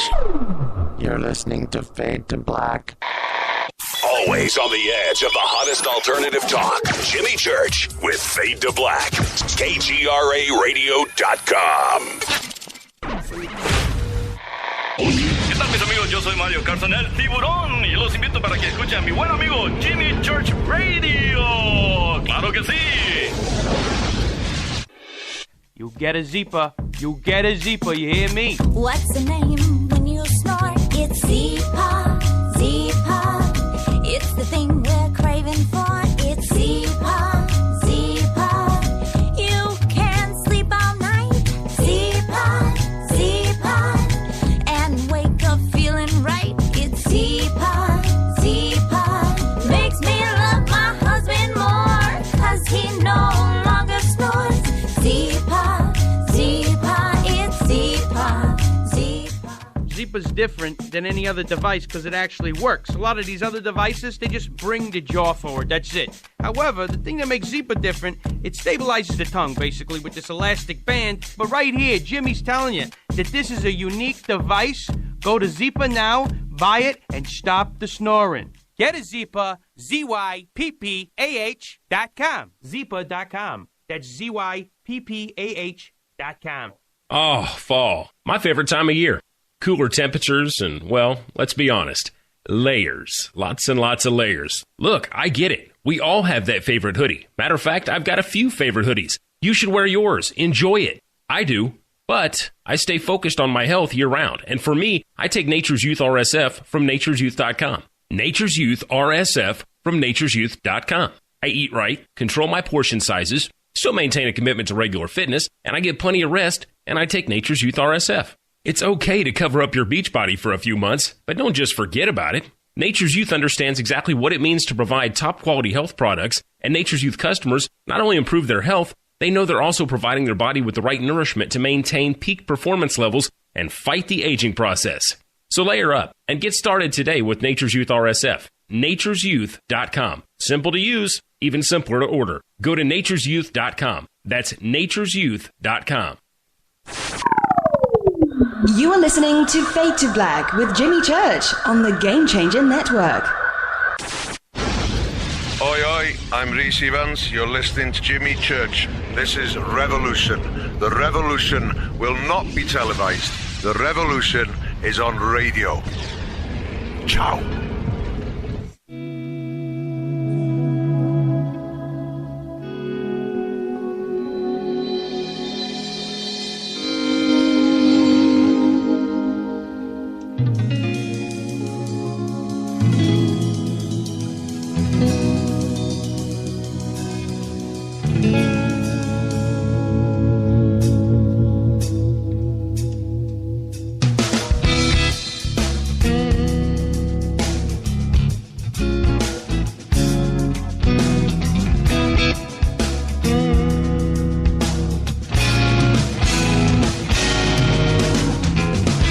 Welcome back, Fade to Black. I'm your host, Jimmy Church. Tonight, John Burroughs is with us. Rendlesham Revisited. Now, 2016, we had a lot of stuff surface about Rendlesham. We had John's medical side of the case settled. We've a divorce has happened. We've had a new witness or two come forward. And another book was written. So we're going to talk about all of that in just a second. Now, John, you are now, you've arrived at the scene of the second night. And, for the audience, lidals are massive spotlights, searchlights that they bring to the scene of something active to light up the area. area. The lidals were used on the flight line. They were used to light up the aircraft when maintenance would work on them. That's what I'm referring to. Right, exactly. Right. And so that's when he says lidals, that's, some people have never heard that term before, but that's what it is. It's lighting everything. And you guys were having issues with that. But anyway, so you've now arrived at the scene. How many people were there? And do you remember everybody that was there? Well, here's the thing. I was off duty. It wasn't my flight. And you had a combination at that point of swing shift, because it started on swing shift and went into midnight shift. So you would have had all different kinds of people floating around that night. Would have been both B and D flight. So what I remember, I don't remember names so much other than Bustinza. And I really didn't know Bustinza at that time. I just figured, afterwards it became clear it was Adrian. Was the fact that there were three of us off duty. We got held at the gate. Then we went to the staging area. And then when Halt's team started to come back, and if I remember right, and I don't want to screw this up, but I think there would have been 5 of them together. There would have been some people in the staging area with the lidals and the trucks, but I can't tell you their names because, like I said, these were big flights. People have to understand this was the largest tech fighter wing in the base, and security flights were like, I think 60 or 70 people. I may be wrong. LE was over 12. So I didn't know all the guys on C flight, let alone some of these other guys. So I can't give you exact names, but the 3 of us were allowed to meet up with Halt and his group. England was there, Ball was there, Bustinza was there, Neville's was there, and Halt. That's what I remember, those 5 guys, okay? Halt came up to me and started talking about what was going on. And at that point, when we were talking, he pointed up into the sky and started talking to me about the blue lights they'd seen, and there was a couple blue lights, and Ball was pointing at them too, that were still up in the sky moving around. At one point, one of the lights shot out towards the Bentwaters base, and you could see a beam of light come down down in the weapons storage area. What I mean by that is I could not see the weapons storage area. I don't know for sure how close it was, but it was in that general direction. And the radio went nuts. The security, the WSA freak went nuts that there was some kind of activity going on around it, okay? Didn't say it was inside of it, but around it, okay? Then all of a sudden in the distance, it was like a Huey's orangish type object or light. I call it object, but it was like a light that was out in the distance in the tree line. It was coming down and skirting along the tree line and started to come down. He looked at me and said, "Is that what you saw the first night?" And I looked out, and it kind of did, but I wanted to get close now. Now I had to know. This is night 3 now. You know what I mean? Right. What the hell is really going on here? So I told him, I said, I don't know. I need to get closer. So he cleared Bastenza and I to go out towards it. Now, Bastenza and I started moving forward. Adrian was in uniform. I wasn't. And as we started moving towards it, it started moving towards us. And at one point, we started running. I grabbed the radio from Bastenza and was talking to WSA Tower, and I said, it's getting really close. Do we have permission to go further? We got it okay. And this is where, when you asked about memory, what I remember happening was I was getting close to it. As we were running, Adrian went down to the ground. Now, he said that as he felt something push him to the ground and held him. A force. I remember force. He said a force, yes. Yes, a force. And I remember getting real close to this. And that's all I remember. And all of a sudden, I'm standing there. It's gone. I turn around. Adrian's back in the distance and starting to stand up. Now, what Adrian said he saw was that whatever it was came over the top of me. And I disappeared. And I almost said, when you said I got really close, okay, and that's where you kind of don't remember after that. He said it was on top of you, but yeah, he said it came over me. But this is my question though, John. When you said you got really close, how close is really close? Could you have reached out and touched it? Say you're in a room and you're coming up to the wall, right? You know what I mean? You can't go any farther. Right. A foot or two. It seemed like I was getting that close to it. Okay. All right. So you are there. You're there. I'm coming right up on it. And then, like I said, all of a sudden in the blink of an eye, it was like it was gone.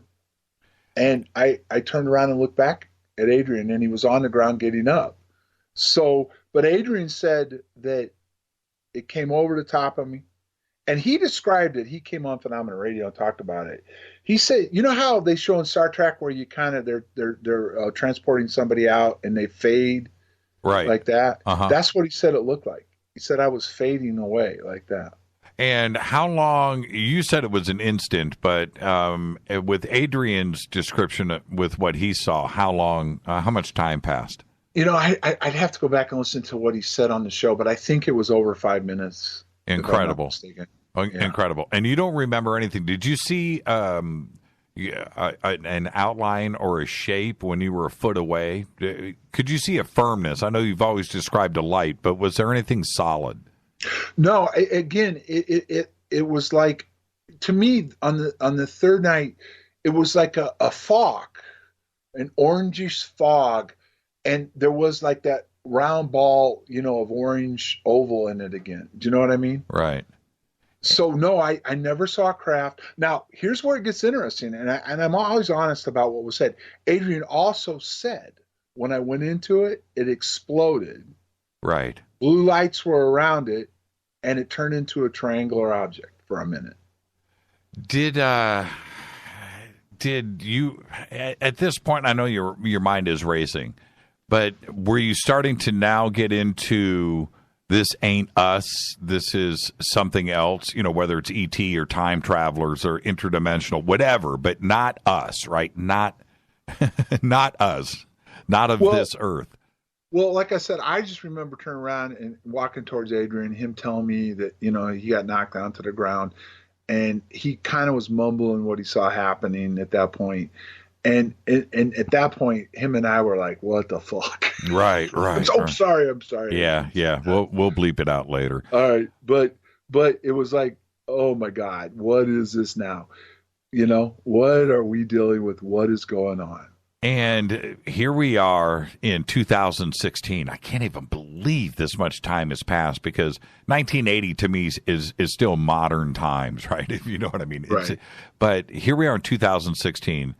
Well, what do you think now? I mean, you look back at this. What do you think?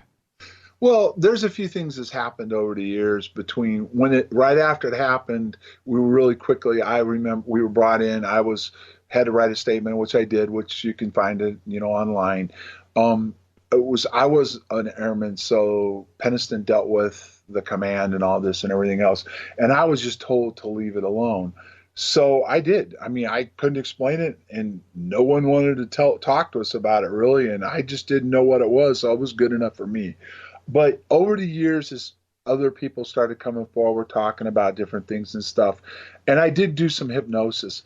I have to feel like, based on the Condon report, the different things that we've seen, and even some from my hypnosis, and finding more about the area, which I didn't know as an airman, that area is deep in technology, development, R&D, and everything else, where there was Bowsy there, Rendlesham Heath was there.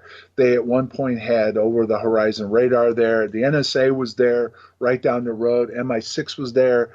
The DIA was just down the road at another base. I think there was something we were doing, and there's also been enough of a study, and there was a scientist, his name's Andrew Pike, who wrote a book about it, and then it got pulled magically. But he was doing an investigating on an energy field or force that's in the area. And I think there was something that we were doing, and there's an energy force there, which is still there to today, because when we went over in 10, we found again, we had some weird interaction, and there was definitely an energy field there. So I think there's something still there to this day that we encountered back in 80, but there was also something our governments were working on at the same time. Now, we've got this new witness that has been in the news lately. The story broke about a week ago. It was about a week ago. Yeah, it was about a week ago. Steve Longero. And now... have you met Steve? I don't remember Steve, but I have spoken to Steve. Yes. Okay. What do you think about his statements?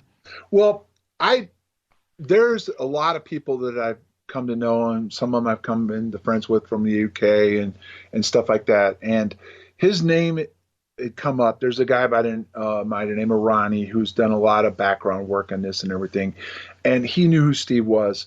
And what basically happened was, there's a guy over in the UK by the name of Philip Mantle. Now, he's stuck his nose in and out of Rendlesham for years. He's been involved in ufology, but he tracked Longero down and did a brief interview with him, but he botched it, and he botched it for these reasons. The story breaks. He does an article for a magazine, a small magazine, online magazine. The magazine publishes it. Then the Sun picks it up. Then Fox, Science picks it up, I think it was, Jimmy? Yes. And there was a New York paper that picked it up. Well, when it broke, I saw the Fox Science article, right? I thought, wow, okay. Here we go. Rendlesham going a little mainstream here for Fox to pick it up. There must be something to it. And it's ironic because Hall has just released his book, and yet they didn't pick up Hall's book or being the colonel be involved in all this. But they took and they ran a story about a guy, an airman that said, I think the headlines were something like, I was there, it wasn't from this world or something like that, wasn't it? That's how it was. Yes. Well, he says here, and this is part of the story. I'm just going to read this direct. The retired U.S. Air Force police officer has gone on the record for the first time and said, I think it was something not of this world. That's the quote. And he says, and then he says, while on duty that night, we had a sophisticated alarm system and everything just went off. And I could see the lights over the treetops. And I was thinking, what is going on? They started sending people out there. And at first, it was hard to believe all of these bright lights. It was hard to take in. Well, from what I remember, the lights, fluorescent lights, kind of glow like a reddish glow, and I remember going out there. And this, why do you think he didn't come forward in the past? And his description of it and how the story is presented is not quite the same, which is a good thing in my opinion. I need something alternative, right? I need new stuff. So that part of it I'm cool with, but. Do you think that it could possibly be, I don't know, Steve, I haven't talked to him, but that maybe this is just information that was already out in the public?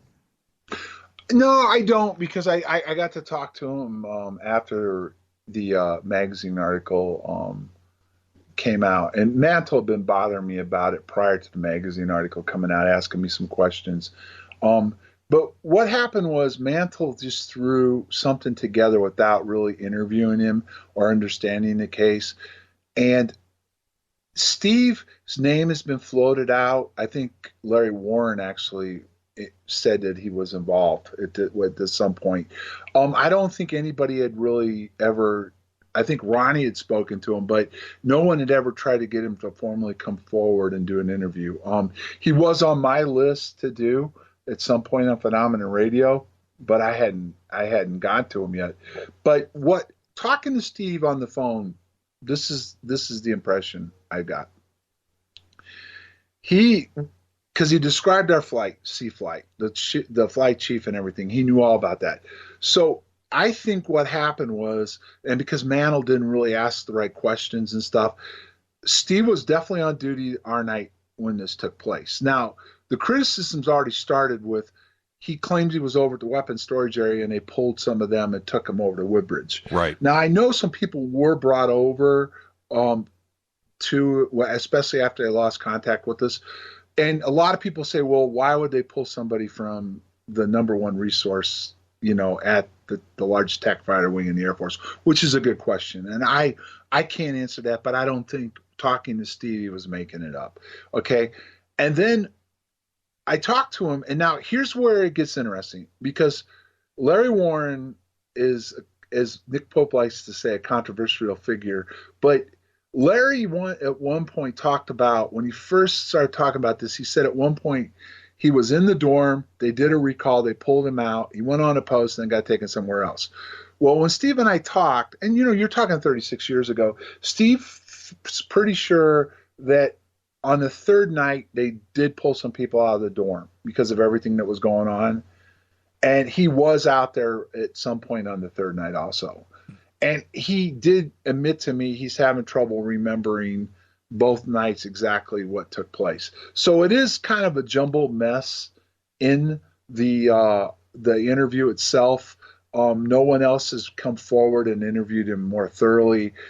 But I don't think that Steve just came out to get his name in the paper or because he heard the story. Right. I do believe Steve was involved. Okay. And and I'll take it. That's cool. Let's move forward, because he does say in the article, he says that he went out into the forest where he remembers seeing a large group of military personnel that had already gathered, including Jim Burroughs. Right. He names Cabensack and Larry Warren. Right. And that's where it's really tough. And if Mantle would have had his act together, he would have tried to distinguish what he was trying to say. Larry Warren was not out there on our night. Now, believe it or not, there is some controversy on that, where at one point when Georgina Bruni did her book, I Can't Tell the People, he did try to insinuate he was out there the first night. But there was only 3 of us that went out into the forest the first night. And that's where it's confusing. And I really, even talking to him, he had a hard time. That's what I'm saying, where he had a time putting together, but he believes he saw Warren, which would have had to have been on the third night. Right. If Larry was out there, but he also remembers Jim and I and Ed. And it's pretty clear, and again, I was in security and I don't remember him, at that point in time, but I'm pretty sure he was on our flight. And, and I don't, like I said, I don't think he's making this up, but I think what's happened is 2 stories have come together. And, and it's 36 years. And, some people, it was like a fringe thing for him where other people, were more involved. But yeah, he did kind of jumble that all up. You can't deny that. So, which is fine. I mean, because the incidents on both nights, on the 26th and the 28th, they were both in Rendlesham Forest. They were both in the same general location, right? Right. And so, 36 years ago, not knowing which night is which, I can't remember anything from 1980, but I have my own reasons for that. They have nothing to do with UFOs, but I get, I totally get that. And moving back to this third night, the question constantly comes up, and it's right here. It's like, the 10th time now in Twitter. What about Larry Warren? What about Larry Warren? And like you just said with Nick Pope, he's one of the controversial figures in all of this. But, let's put a couple things to bed. Did you see Larry Warren? No. And is there the possibility that you could not have seen Larry, but he was there?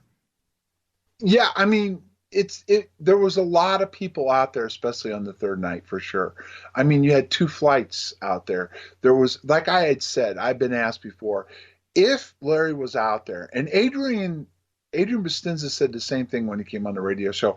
Larry would have been back in that clearing where that Lighthall area, back in that area. He never was up with Halt's team or with, went forward. But Larry, interestingly enough, when he first came out and started talking about this, described several things that happened that actually involved Adrian and I. Right. And, Adrian saw him. Doesn't Adrian? Well, Adrian's fuzzy on that. He on the show, he said that, yeah, Larry, you would have been behind us. You weren't up there with us. Halt has said now, and it was funny, early on, Halt, first tonight, Adrian and I were even involved.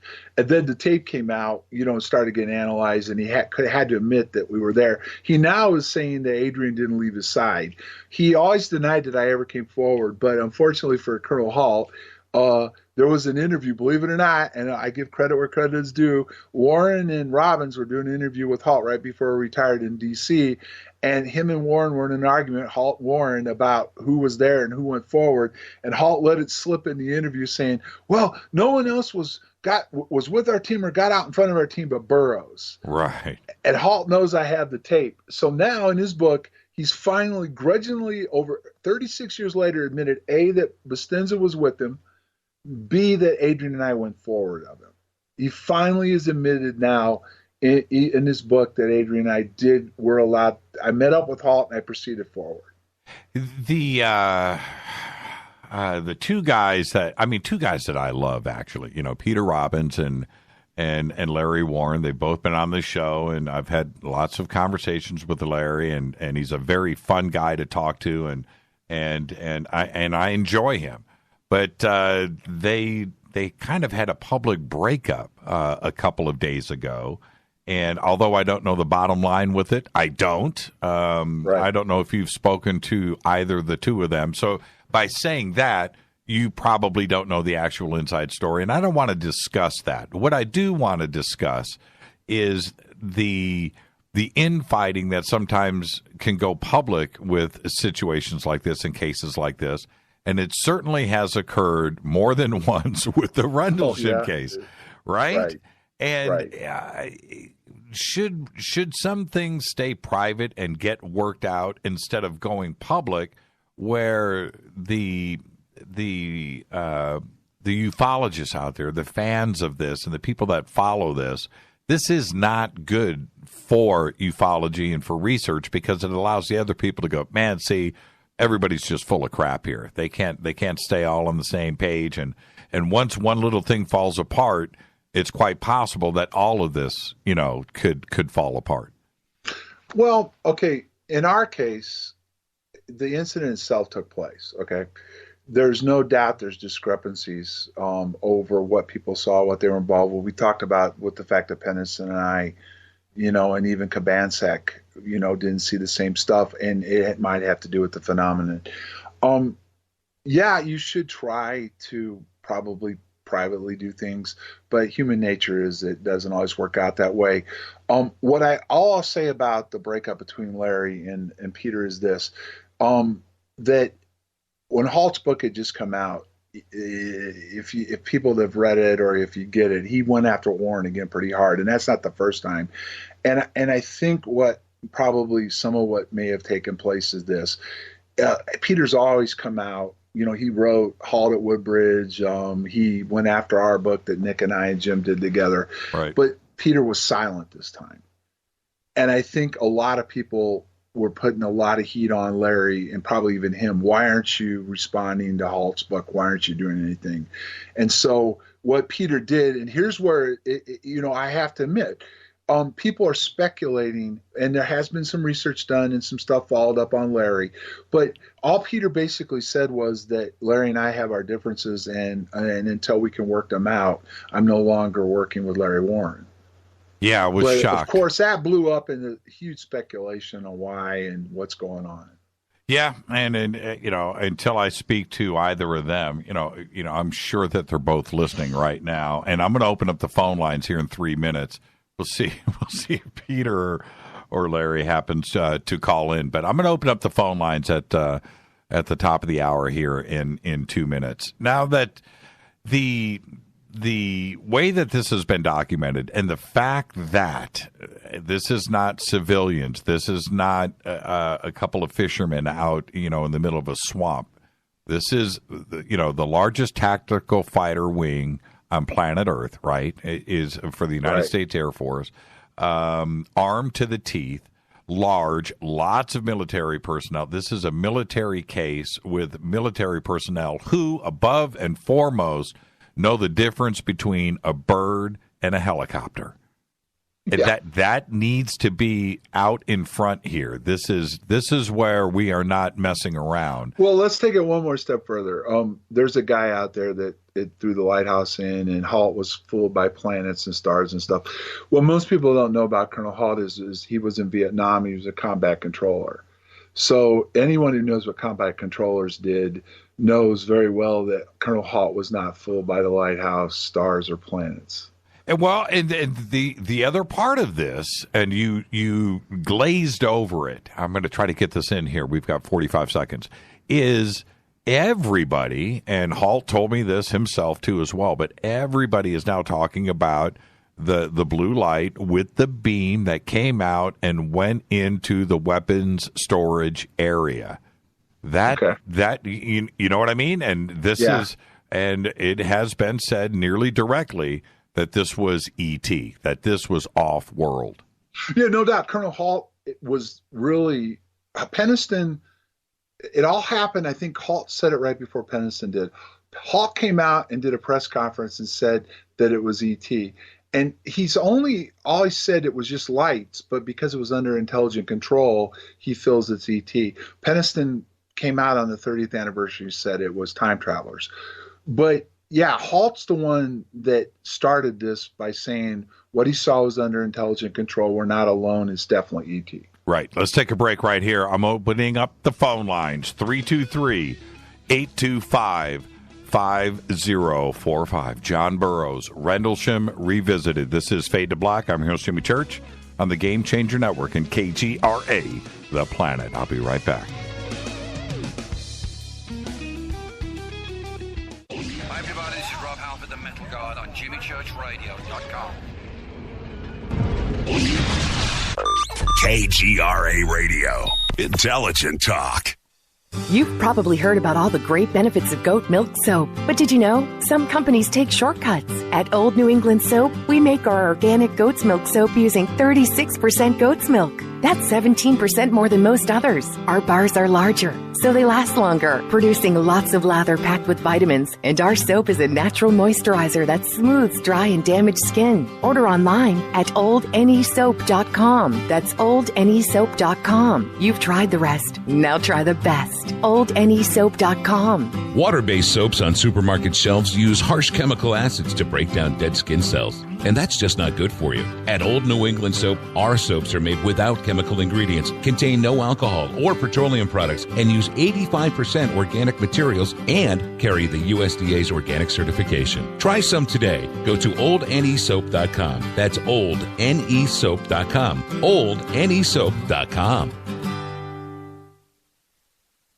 So, you love talk radio? Then you'll love TalkStreamLive.com. TalkStream Live is always on, 24/7, with the best streaming talk shows. Find your favorite talkers and discover some new ones. It's free, readily available online or on any smartphone or tablet. Finding your favorite talk shows all in one place has gotten a whole lot easier. Just go to TalkStreamLive.com. Be sure to download the free apps from Google Play or the iTunes App Store.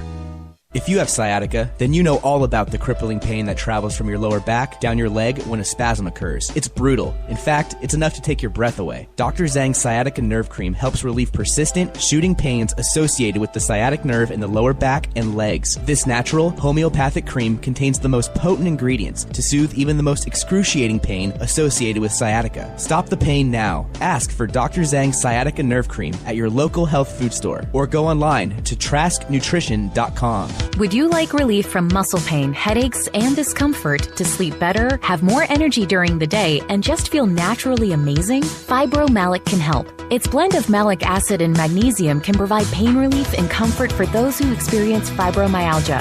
It helps your body absorb more oxygen, and it works quickly for a significant reduction in pain within 48 hours, all without a prescription. Ask for Fibromalic at health and vitamin shops or shop fibromalic.com.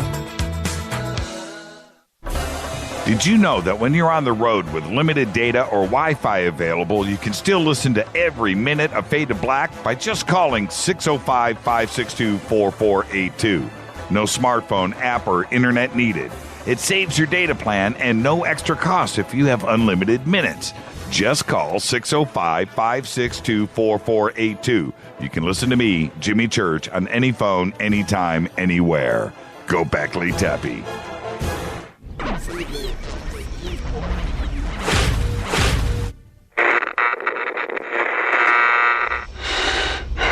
You want to know a secret? I love ponies. I really love ponies. I'm serious. I couldn't stay sane without ponies to brush. Why Fade to Black? Because you never got that pony. Damn it. This is Fade to Black with Jimmy Church on the Game Changer Radio Network and KGRA, the Global Radio Alliance.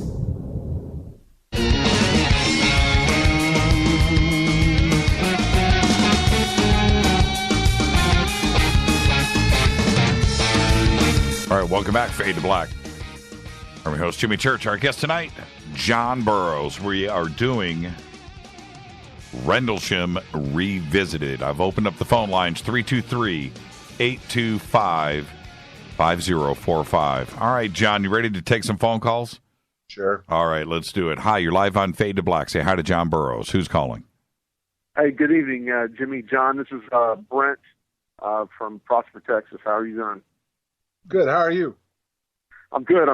Hey, I was a dog handler in the United States Air Force, and I just had a few questions for you. Number one, how close was the WSA to this area? And how remote was the WSA to the base?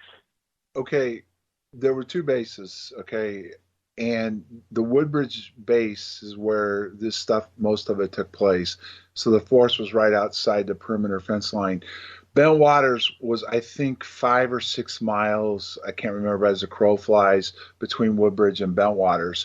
And the weapon storage area was in the back part of Bentwaters, so it would have been as close as the Bentwaters base towards the forest area where the majority of what took place. Okay, and you said on the second and third nights that you guys had Lidalls out there.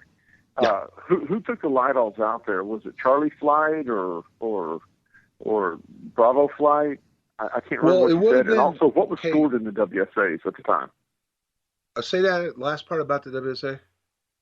Oh, what was stored in the WSAs at the time? Okay, I'll talk about the light owls first. The second night, I don't believe any light owls went out there. The third night, they pulled some light owls out there from the Bentwaters, I believe, and some from Woodbridge. There was, I don't remember, 3, 4, or 5, something like that. They took them out into a clearing area, that was out there in the forest area. I believe it would have been probably D-Flight, because Bastenza was involved with it, and that would have been the flight coming on for midnight shift. As far as what was stored in the WSA, I'm not going to comment on it. Oh, why not? It's a status. It was a status of force at the base treaty between England and the United States, and we had to sign paperwork that we're not allowed to discuss what was in there. Well, and this has been brought up over and over and over again. I'm not planting a flag here, right? Okay, right. So I get that part. But by saying that you can't talk about it is the same as saying there were nuclear weapons there and they weren't supposed to be there and we can't talk about it. Because otherwise, John, you would just go, dude, it was just conventional weapons. Big deal. It was an Air Force base. John, you and I both know that if this was an NMSA, that there'd be a whole different level of security out there. Correct? I agree. I don't dispute I'm any of that. this was just a regular WSA where you had some 10 mite grenades, maybe right. some grenade launchers and stuff like that. Right, and that's where I'm coming from too, as well. No, and guys, I can't dispute that, but see, there is such a thing. And you were in the Air Force. When you're at certain places, you have to sign non-disclosures and certain paperwork. Okay? Sure. And until you're released to talk openly about what was going on there, you have to honor that signature. Okay. That's fair. John, I'm going to push you until you tell me to go. You guys can, and you're right. When you bring up weapons storage area, which even Colonel Haltz talked about, the difference in security, all that, everybody said that. But I cannot talk directly what was stored inside that weapons storage area. Okay. I signed a non-disclosure. Okay, well, let me ask you in this fashion, okay? Sure. Have you heard the rumors? Did you hear rumors when you were stationed there that there were nuclear weapons on those bases or in the WSA? I was law enforcement, so I had nothing to do with that area. I'm saying, did you hear rumors, you and your buddies, that there were nuclear weapons there? I don't remember. Okay. John. I'm just going to honor I have another question for you. I honor my commitment. Okay, John. Okay, but I'm going to get you drunk the next time I see you. I'll get to the bottom of it. Hey, Brent, thank you for the phone call, man. Did you have any other questions? Hey, yes, I did. I had another question here. You said light owls were taken out. So I'm guessing with the light owls, a fire team was put out there also, correct? With the recall from the dorms? Yeah, there's no doubt that, you had 2 flights, one that was on when it started, one that was coming on, and it looks like some people got pulled out of the dorms. So, there was vehicles hauling equipment out there. Bastenza, which was D-Flight, was the security suit for Woodbridge that night. So, there was different people out there. Yeah, no doubt. And what they've said has happened, because I was off duty, was the people that went out there, they had a vehicle that stored the weapons. So, and they were running around unarmed also. And if you don't mind, just one last question here. You being an A1C, I'm guessing there's no doubt this was your first duty station, correct? Yeah. Okay.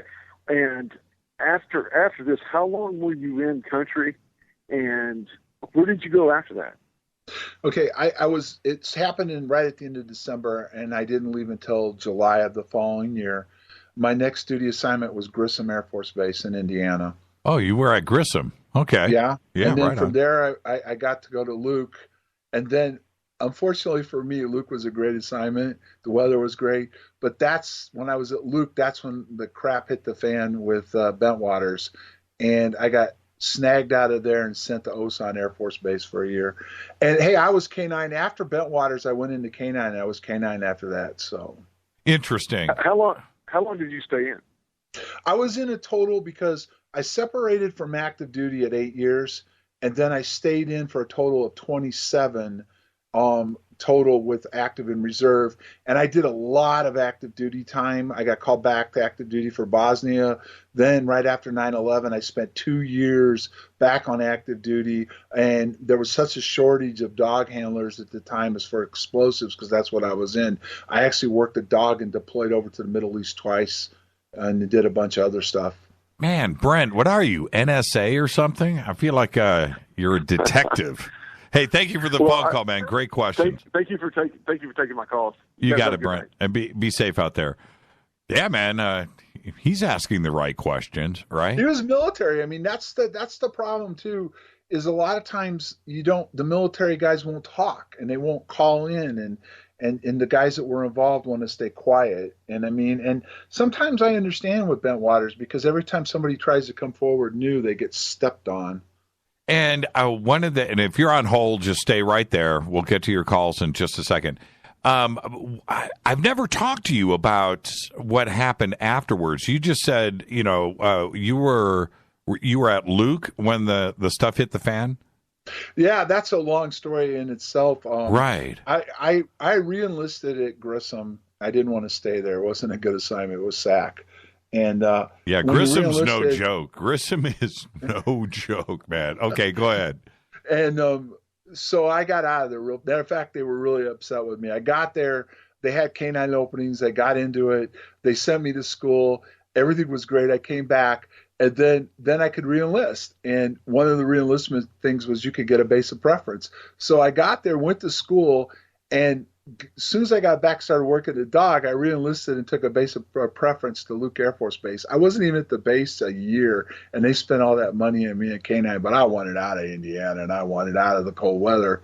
But I was at Luke, and that's when everything dropped. That's when the memo came out, News of the World. CNN started looking into this. DeCaro came out and was chasing me around out there at Luke.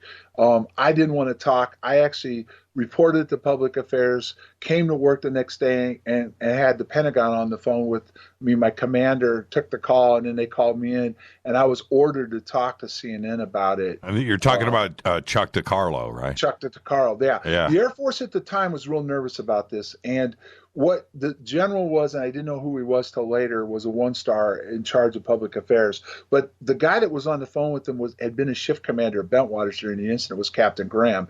And this is where the first time I ever heard Larry Warren's name was. They got me on the phone and they said, "Look, the cat's out of the bag.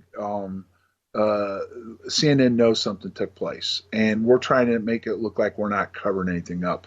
So all the names that have come out, and you're one of them, we want you to at least go on the record and say you were stationed there and you were involved in an incident." And then Graham pops in and says, "But you know who Larry Warren is?" And I'm like, "No." He goes, "Well, he's been sensationalizing this a lot, talking a lot of things." And he goes, "And we don't want that to come out in that way, shape, or form. We just want you to tell them that you were involved in an incident." And I just kind of said, "Well, hey, here's the deal, guys. Why don't I just not talk to him at all? That's the best way I can handle this." And then the general says, "You're talking to a one-star. You're going to talk to him tomorrow." So I went and I talked to DeCaro. Right. And DeCaro was cool. I just confirmed that something took place and I wouldn't talk about it, But when all this was going on, I was going TDY to Canada for exercise. And I went in to get my TDY orders, and the guy handed me orders for Korea. And I come to find out later when I get over there, Haltz or Kunsan is the base commander, and General Williams is in charge of PACAF. Right.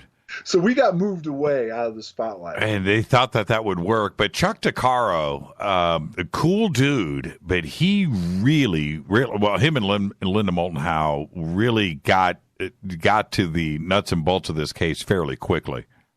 Right. And Chuck, we've had him on Phenomenon Radio a couple of times. He was just on about 3 weeks ago and stuff. But yeah, there's always the running joke, Chuck got a general to order me to talk to him. Yeah.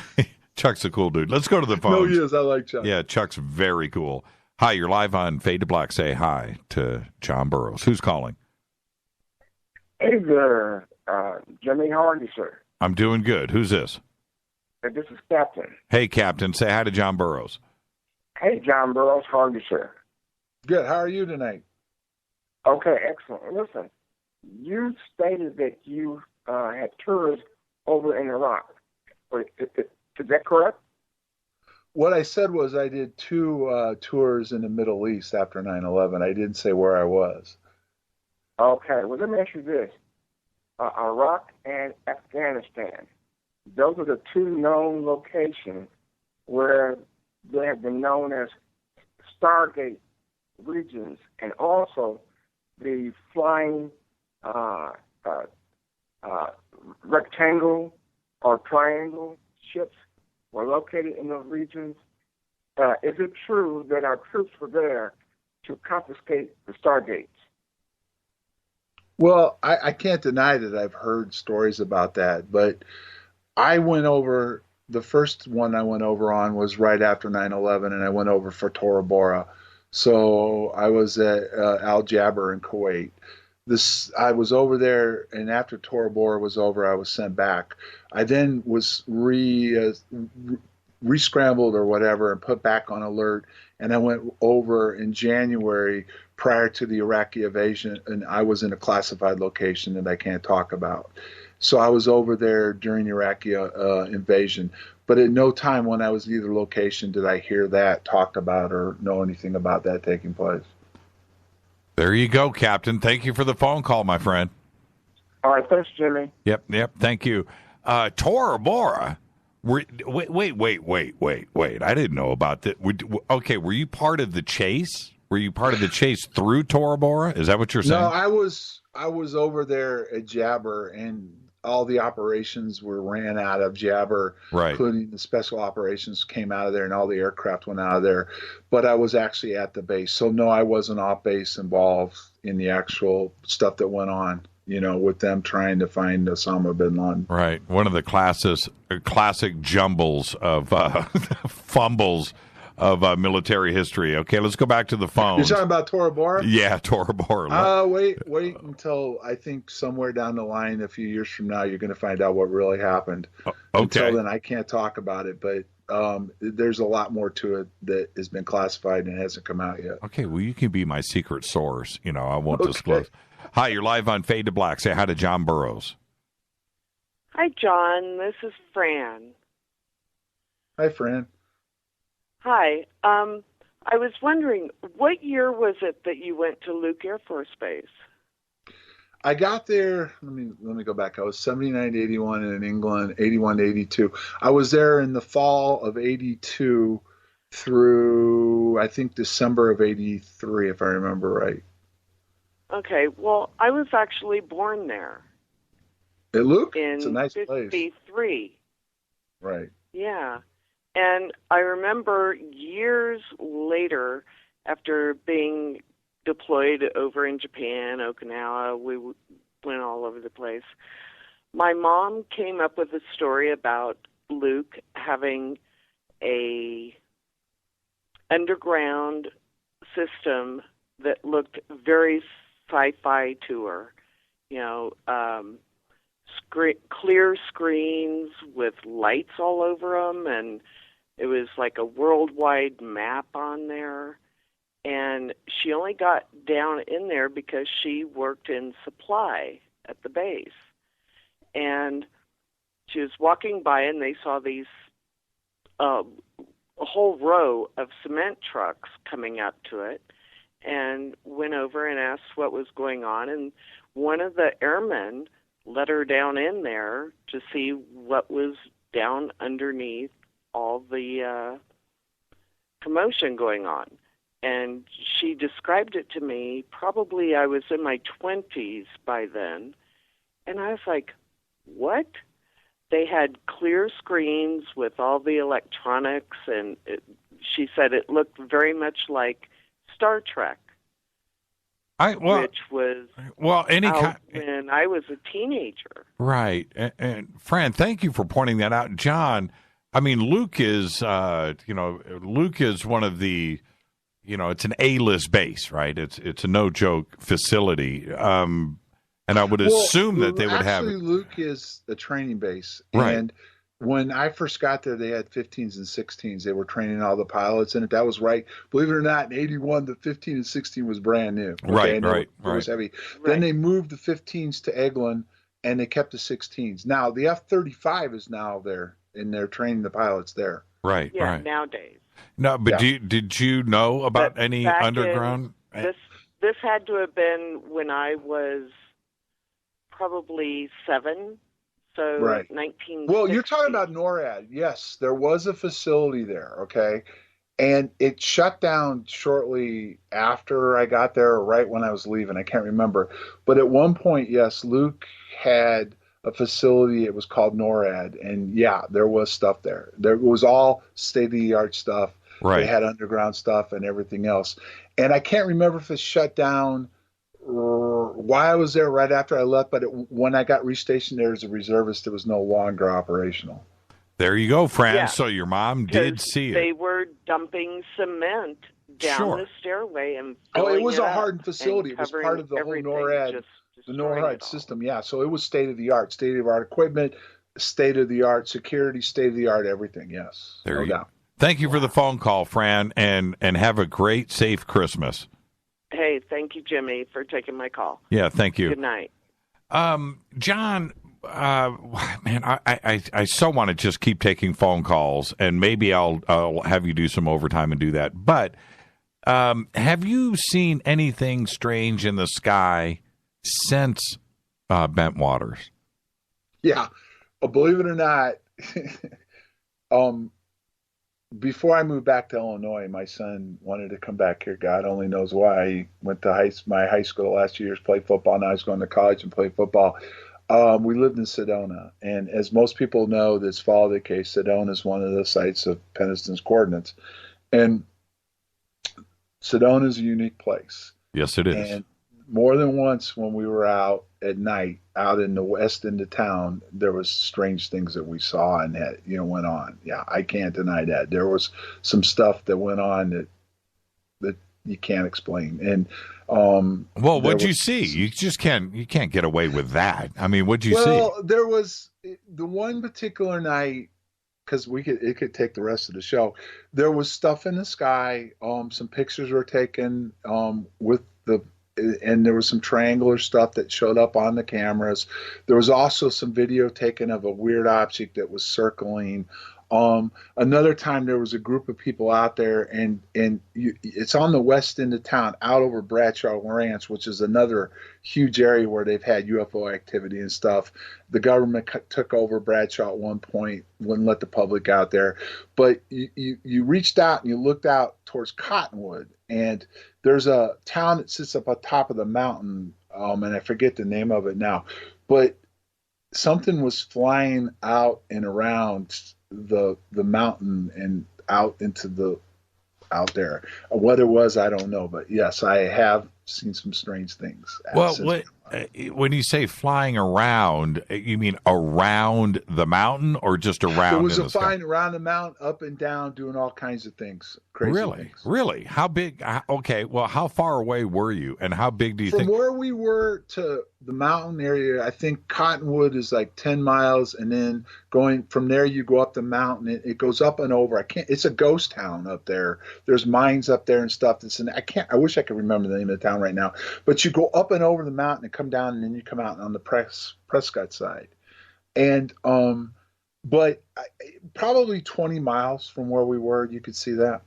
And, 27 years in the Air Force, you know what to look for. What did you think you were seeing?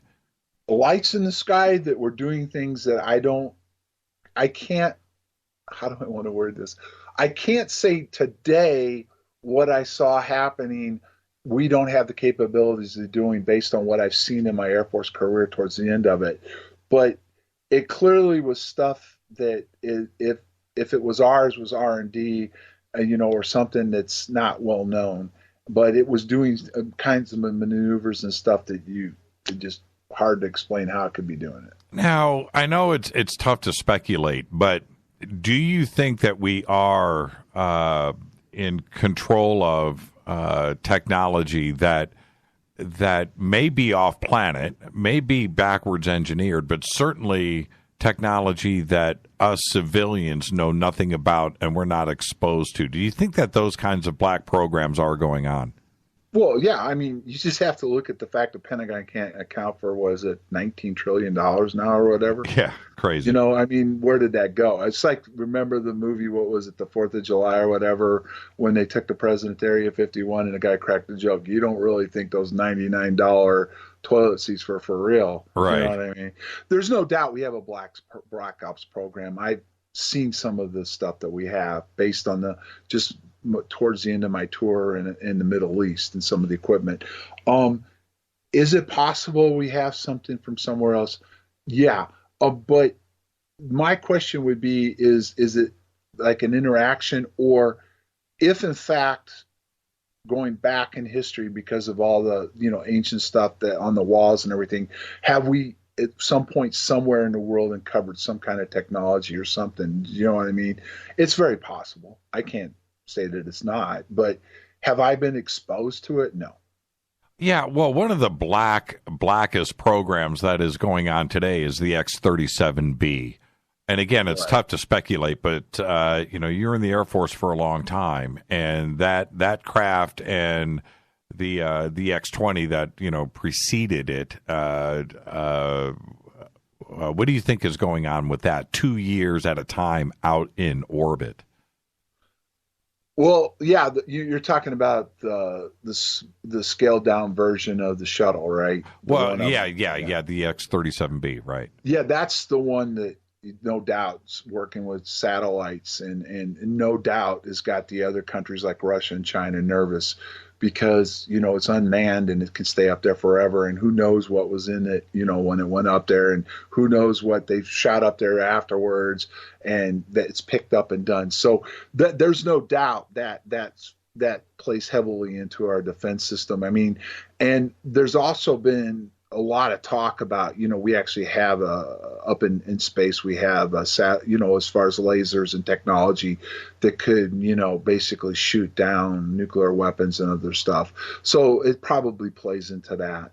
Do you think the Air Force, well, you just sort of said it, but do you think they have weaponized space? And I mean, it's one thing for, against a nuclear exchange, but there's also the possibility of, an alien invasion, as Ronald Reagan put it, to unite us. Do you think that's another reason to weaponize space? Well, obviously, I mean, yeah, you can't discard what Reagan talked about. As a matter of fact, he was coming in as the president when our incident took place. Carter, the aide won the election and Carter was going out the door.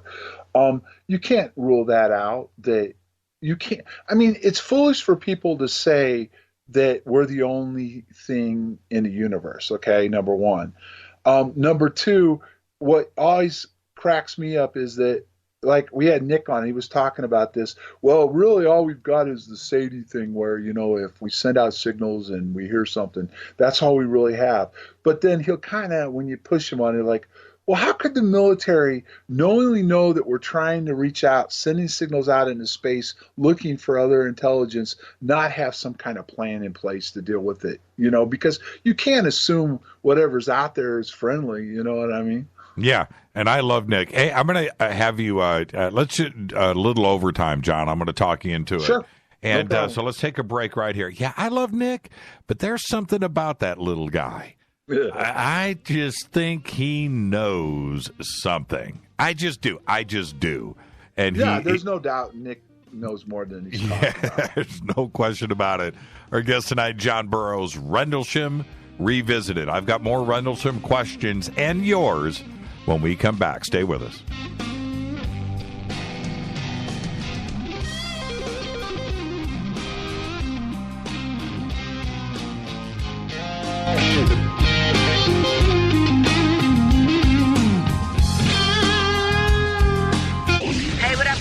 Vivica Fox here, and you are listening to my boy, Jimmy Church, on JimmyChurchRadio.com. Despite popular opinion, reading a book will not make you smarter. But listening to Jimmy Church will. Balance of Nature's fruits and veggies. I had gout in both my knees, and it's gone. Well, I'm pretty stupid. I should have ordered it 15 years ago. Best thing I ever got in my... It's the most effective product that I've ever bought in my life. He had eczema on his hand, and it cracked for years. He did anything from doctor, every cream, everything. And 3 months on the veggies and fruit, it was gone. They're just awesome. They keep asking me, what am I doing? I told them what I did with my cholesterol. I had the blood test, right? And it went down 100 points. 262, now it's 162. Everything is just perfect. Call now to find out how to get your free month's supply of Balance of Nature. Call 800-2468-751. That's 800-2468-751. Call now, 800-2468-751. Or go online to balanceofnature.com. Use promo code TSL.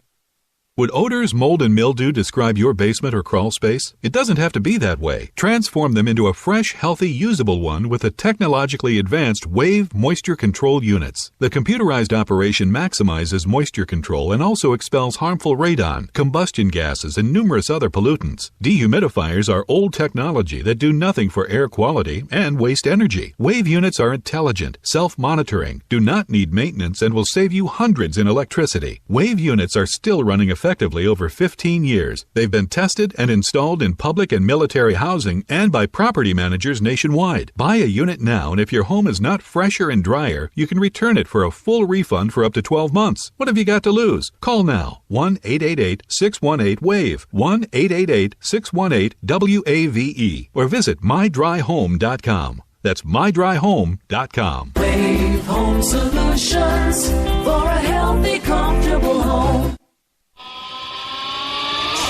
What's up, Fadernauts?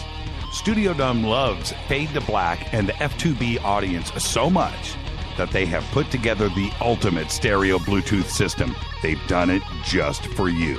Man, check this out. The Studio Dome SBB2 stereo system is here. It's featuring 2 Studio Boombox 2 SBB2 wireless Bluetooth speakers, packed in its own custom hardshell case. This Studio Dome system features the very latest in stereo Bluetooth technology. The 2 full-range boomboxes are in true wireless stereo. You've got to hear this. It's amazing. It's just $129 and use the promo code JCRTWS and you'll also get free shipping.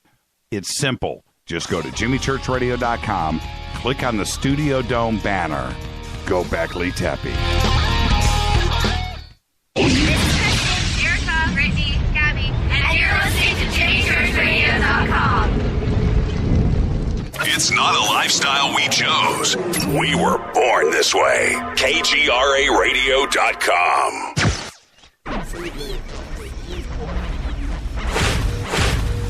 This is KJCR at JimmyChurchRadio.com.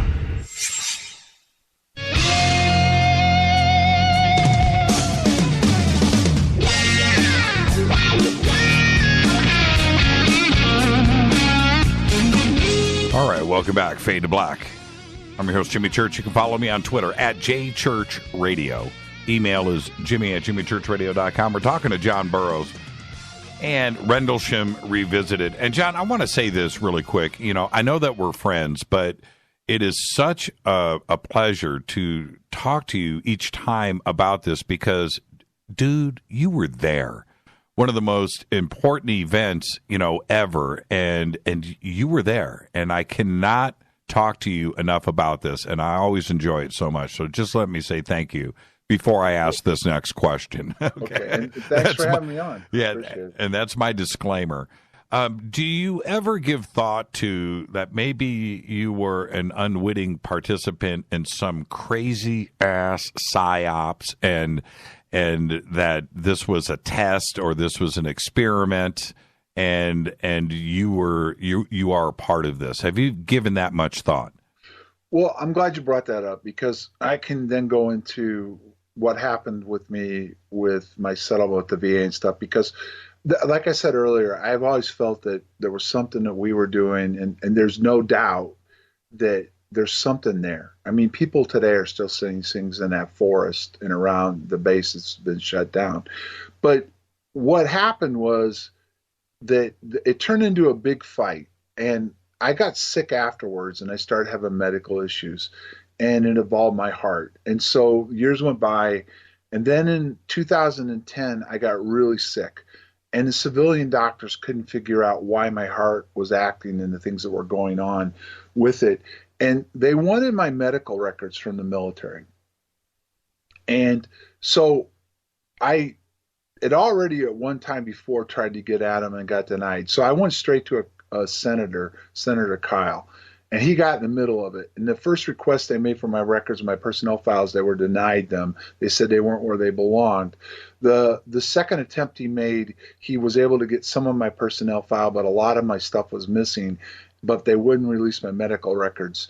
The staffer that was working on it had worked with Agent Orange from Vietnam, and she immediately sent me a letter saying that she felt my files, my medical records were classified. So what she did was continue to pursue it and didn't get anywhere. But she told me that I needed to file for disability because then they could try to get more information on my records because they would force the VA to evaluate me. Well, Kyle was getting ready to retire, so he retired and handed everything over to McCain's office.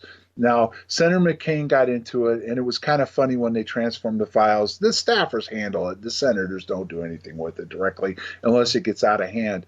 So it was kind of like the staffer that took from McCain's office, like, yeah, okay, I'll look into it.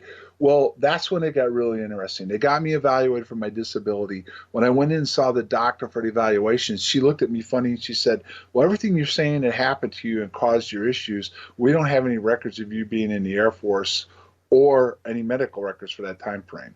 So I had some pay records, and I pulled them out and showed it to her, and her eyes got big. She says, well, this is for a pay grade above me.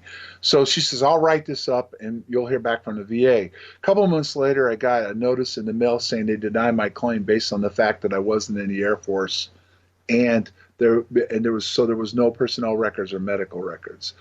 And that blew McCain's office's staff's minds away because it was clear that I was in the Air Force. Right. But what they did was they altered my DD Form 214 to show that I wasn't in. They actually changed it from 79 to 82. And they did. They altered my DD Form 214, and it was game on for McCain's staff and McCain then. And so they started going at him. And not only that, but I got to file an appeal. So I had to go see an appeal officer that was independent. He got into my case file. He could see some of it. And McCain's office had immediately filed a FOIA, and the VA lied to McCain's office. They didn't give him the information they requested. And that is game on. I can only imagine. Yeah, and then it started getting ugly and uglier. Right. But what ended up happening, because we don't have all night, is simply this. Finally, they got the Air Force to admit I was in 79. Then they went, there's some other stuff that took place behind the scenes. A bunch of stuff went on. But finally, they've settled with me. And here's the deal, okay? And there's been a lot of debunkers come after me for this.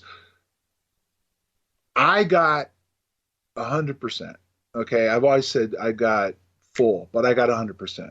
I'm 100% rated, and my case was presented through McCain to the VA and the Department of Defense that my injuries took place in the forest at Rendlesham, and they agreed, and they rated me. Do you have, I remember when you called me too, dude, I got it. I'll never forget that day and how happy you were. And it was glorious. But do you actually have now, do you have a copy of the altered DD 214 and the corrected one? Are you in possession of I've two? got them both. Yeah, I've got them both. How rare? I mean, how rare is that? It doesn't happen. That's the amazing thing, and that's the secrecy of the government. Because even with McCain and they were helping me, they weren't telling me everything, and it went higher and higher in McCain's staff. As a matter of fact, even General Williams got in the middle of it and did some stuff behind the scenes. But the guy told me, he says, and even the Kyle's, when it first started, the lady told me, she says, yeah, something happened to you. We know it. You're never going to know what it is, but we're going to get you medical care, which didn't work out with Kyle. But even the guy in McCain's office says, yeah, we got your DD Form 214. corrected. We're going to get you your medical care. He says, but you're never going to know what happened to you. And even to this day, my records are still classified. They will not release my medical records. And it's just amazing. I mean, it's just amazing. And the question is, obviously, is why? That's it. That's it. It's just right there. Why? I want to bring this up because this has been hinted at on and off. Peniston's tried to drop some hints and stuff. We went to Steve Bassett did that citizens hearing. Remember that with absolutely members of Congress and stuff, right? Right. Well, they got really interested in the case. They kicked off 2 letters, one to the VA, one to Obama. Obama's letter ended up back up in my case file. We did get finally McCain got some of my case file released, but the final FOIA was shut down because what I didn't know even is once the VA takes full responsibility and the DOD takes full responsibility, they don't have to give you your records. They don't have to tell you what happened to you. They don't have to give you FOIA. They're taking responsibility. They'll treat you, and that's the way it goes. Okay, but we had a guy show up. And I'm just be straightforward. He was CIA. He was a doctor in the CIA. And he contacted our attorney, wanted to talk to us, wanted to meet with us. And he got involved. And when I was really sick, I was dying. And I didn't know how close until they did the surgery, open heart surgery on me and replaced the valve. They said I was close to failure at the time. He wrote a letter to the DOD and to the VA telling them exactly what I was exposed to. Wow. And as soon as they got that letter, everything changed. They got me in, they got me the surgery, and everything changed from that. Do you think, and this is a question in Twitter from IPD, he wants to know, do you think that there's the possibility that this was some set up covert meeting between humans and ETs and you guys stumbled upon it? That's been brought up. Look, everyone has a pretty good idea the size of the base, what was going on. There's been speculation there was some kind of test being done on us. I don't believe that was taking place. I believe they were involved in some technology they were working on, and we may have seen some of this in an interaction with whatever the energy field is in the area, the phenomenon, as Condine calls it. But I don't believe for 1 minute, no, they were trying to have some kind of interaction with it at that point. You know what I mean? I just think that was Christmas. There was all kinds of facilities around there. They were probably doing some testing. And as a matter of fact, at one point it even came up, which was substantiated, that the Russians had some satellites, spy satellites up in the sky, and one of them we may have brought down at that same time. And, okay, let's put a couple of things to bed, when it comes to urban legend, where the story has gotten a little bit out of control.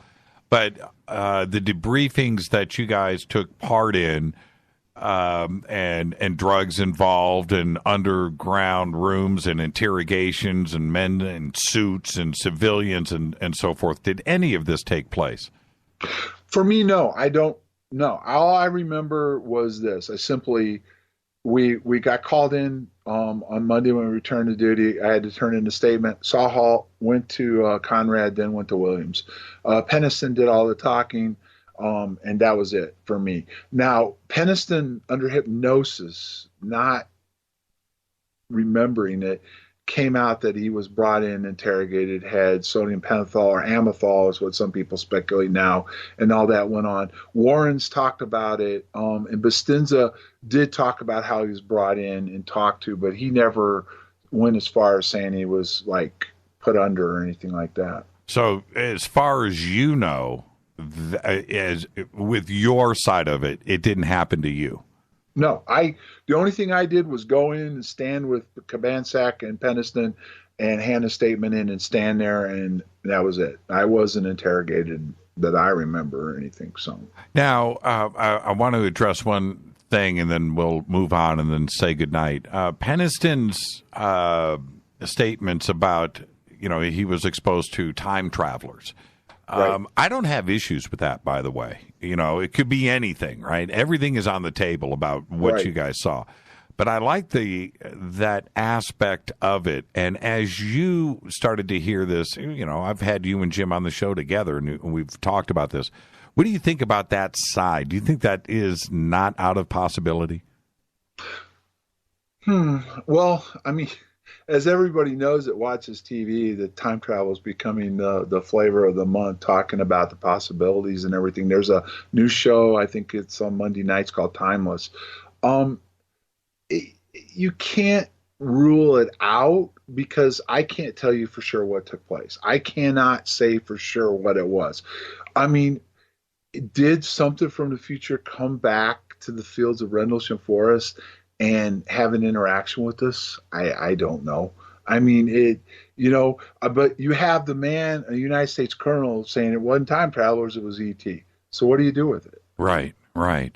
And the big word, right? You just brought up Bassett and disclosure and what is going on. What are your thoughts on that, full disclosure or partial disclosure? And will that change anything for you if it happens?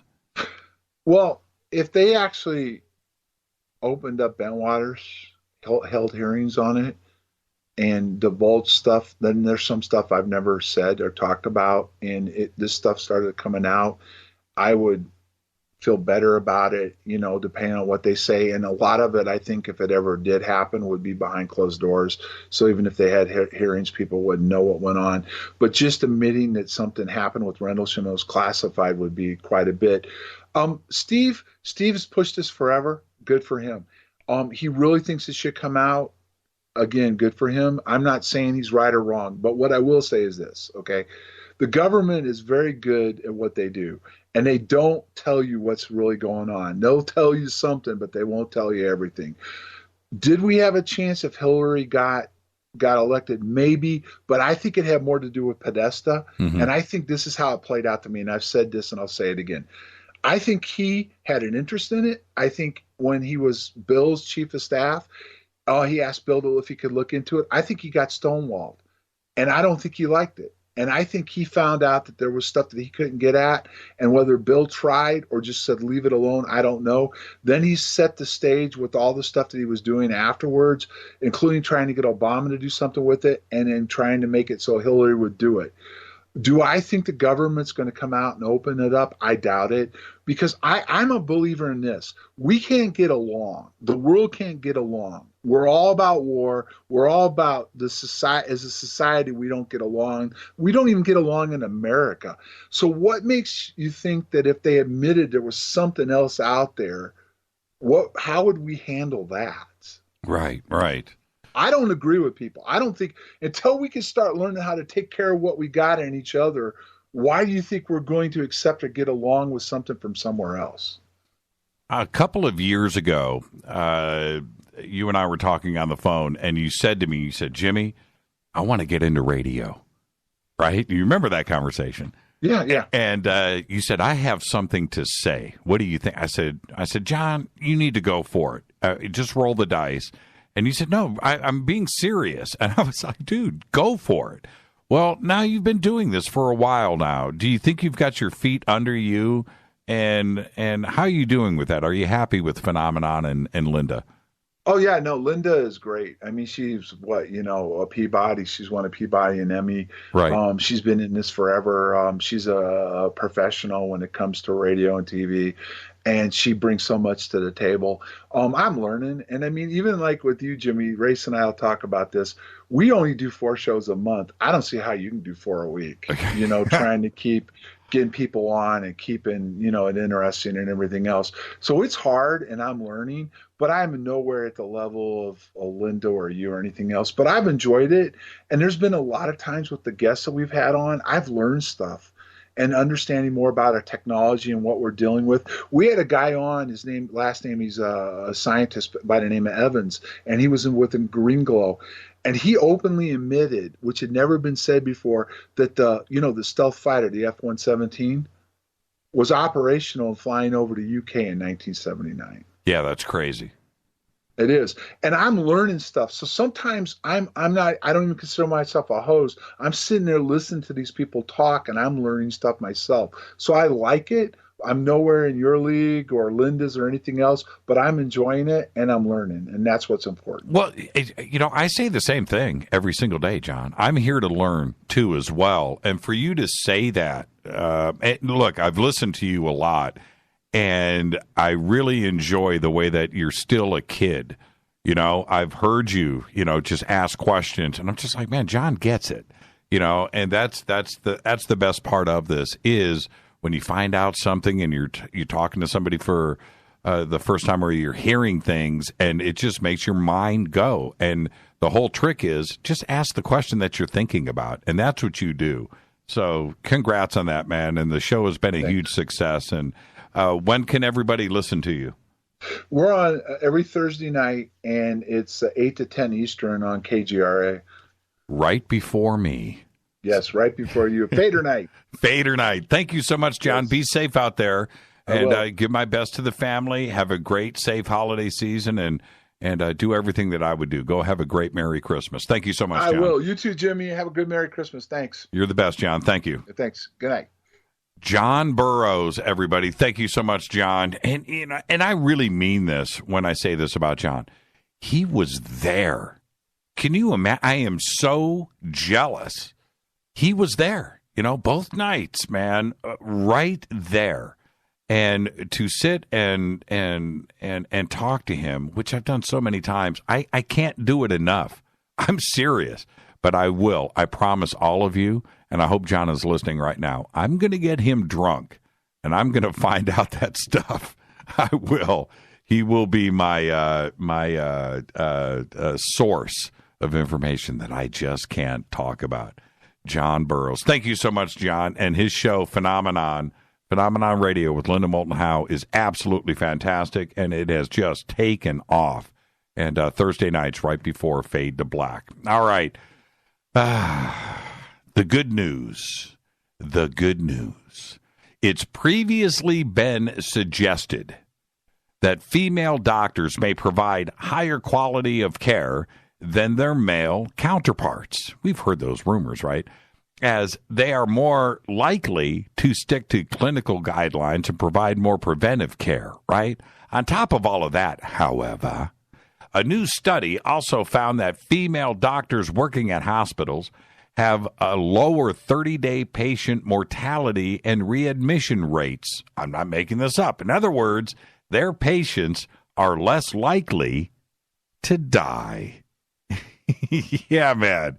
Researchers from the Harvard T.H. Chan School of Public Health looked at 1.5 million elderly Medicare patient hospitalizations between 2011 and 2014, focusing on 30-day death and hospital readmission rates.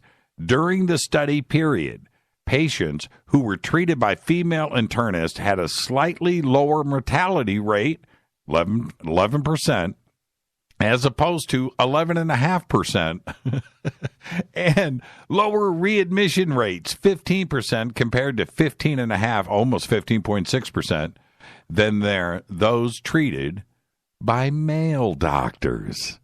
And you heard it here first. Is that the good news? That's the good news of the year, right?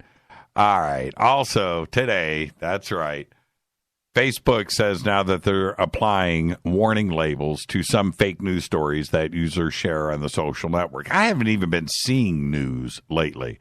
Today, I did see a couple of people post saying that they had gotten flagged 3 different times for trying to share certain subjects. Articles that are known to be false, seemingly published with the intent to trick people, will now be marked with what Facebook is calling a flag.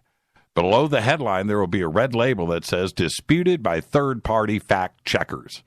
You know what's missing from this timeline and feed? You know what's missing? News. There is nothing there. It's kind of cool, though. I'm getting normal posts about Christmas trees and plates of food, right? Gone now, mysteriously, are these fake news stuff. Nothing is being shared. There's nothing there. There's nothing questionable. There's nothing that you can question. It's kind of weird, and it feels a little funky. But for me, I like my cat videos, too. All right? So there you go. U.S. and British intelligence agencies have been surveilling cell phone use on commercial flights for years, and this is according to leaked documents from Edward Snowden. The obtained 2010 NSA newsletter started off with a riddle, and I'm quoting here. It says, "What do the president of Pakistan, a cigar smuggler, an arms dealer, a counterterrorism target, and a combating proliferation target have in common?" Right? That's the riddle. The answer to the riddle? They all use their everyday GSM phone during a flight. End quote. This was in the NSA document. Phones that are turned on when a plane is above 10,000 feet discloses your location to the NSA. Now, the next time you want to do that during a flight, right, you need to think about this, because this is also stated in the leaked NSA documents. Think about that. And I know what you're doing. You do it. We all do it, right? You're on the flight, man, and you just want to see if you can log into Twitter from 15,000 feet when nobody is looking. Well, you're letting the NSA know exactly what and where and who you are. Government Communications Headquarters, the GCHQ in Britain, and the NSA used bird names like thieving magpie and homing pigeon to refer to in-flight surveilling programs involving telephone calls. Government surveillance agencies can also extract data like email addresses, Facebook, Skype, and Twitter ID information during that flight. That data is then correlated with the flight and passenger information. Think about that, to zero in on you. Data collection was also conducted against BlackBerry phones as well. According to the report, agencies can also allegedly see what someone is doing on his or her phone, such as looking at their emails or using an app. Think about that for a second. The next time you're on a flight and you just want to check in to your Twitter account. Now, I'm going to leave you with this. Are you ready? The Federal Security Service, the FSB, has foiled a series of terrorist attacks in Moscow by a group of foreign fighters who are directed by the Islamic State. The group included nationals and Moldovan nationals plotted in a series of high-profile terrorist attacks in Moscow. But this is where it gets great. The FSB said it detained 4 members of the group, seizing automatic firearms, explosives, and parts for IEDs. When the FSB comes knocking, they don't play around. Somebody is going to answer for it. And the funny part about it is there's nothing in the news about what happened after that. And that's what happens when you're dealing with the FSB. Thank you, John Burroughs. One of the best shows ever, my brother. John Burroughs, the best. Phenomenon Radio, Thursday nights, right before Fade to Black on KGRA. Fade to Black's executive producer is Rita Kamarian. Show is produced by Hilton J. Paul, Mark D. Kovar, LJ3, Renee Mark Dunbar Jonas. Thank you, Dennis. Thank you, Bob. Announcers are Steve Harder, Gene Vito, and Mark D. Kovar. Fady by Dale. Webmaster is Drew, the Geek. Music, Doug Aldrich.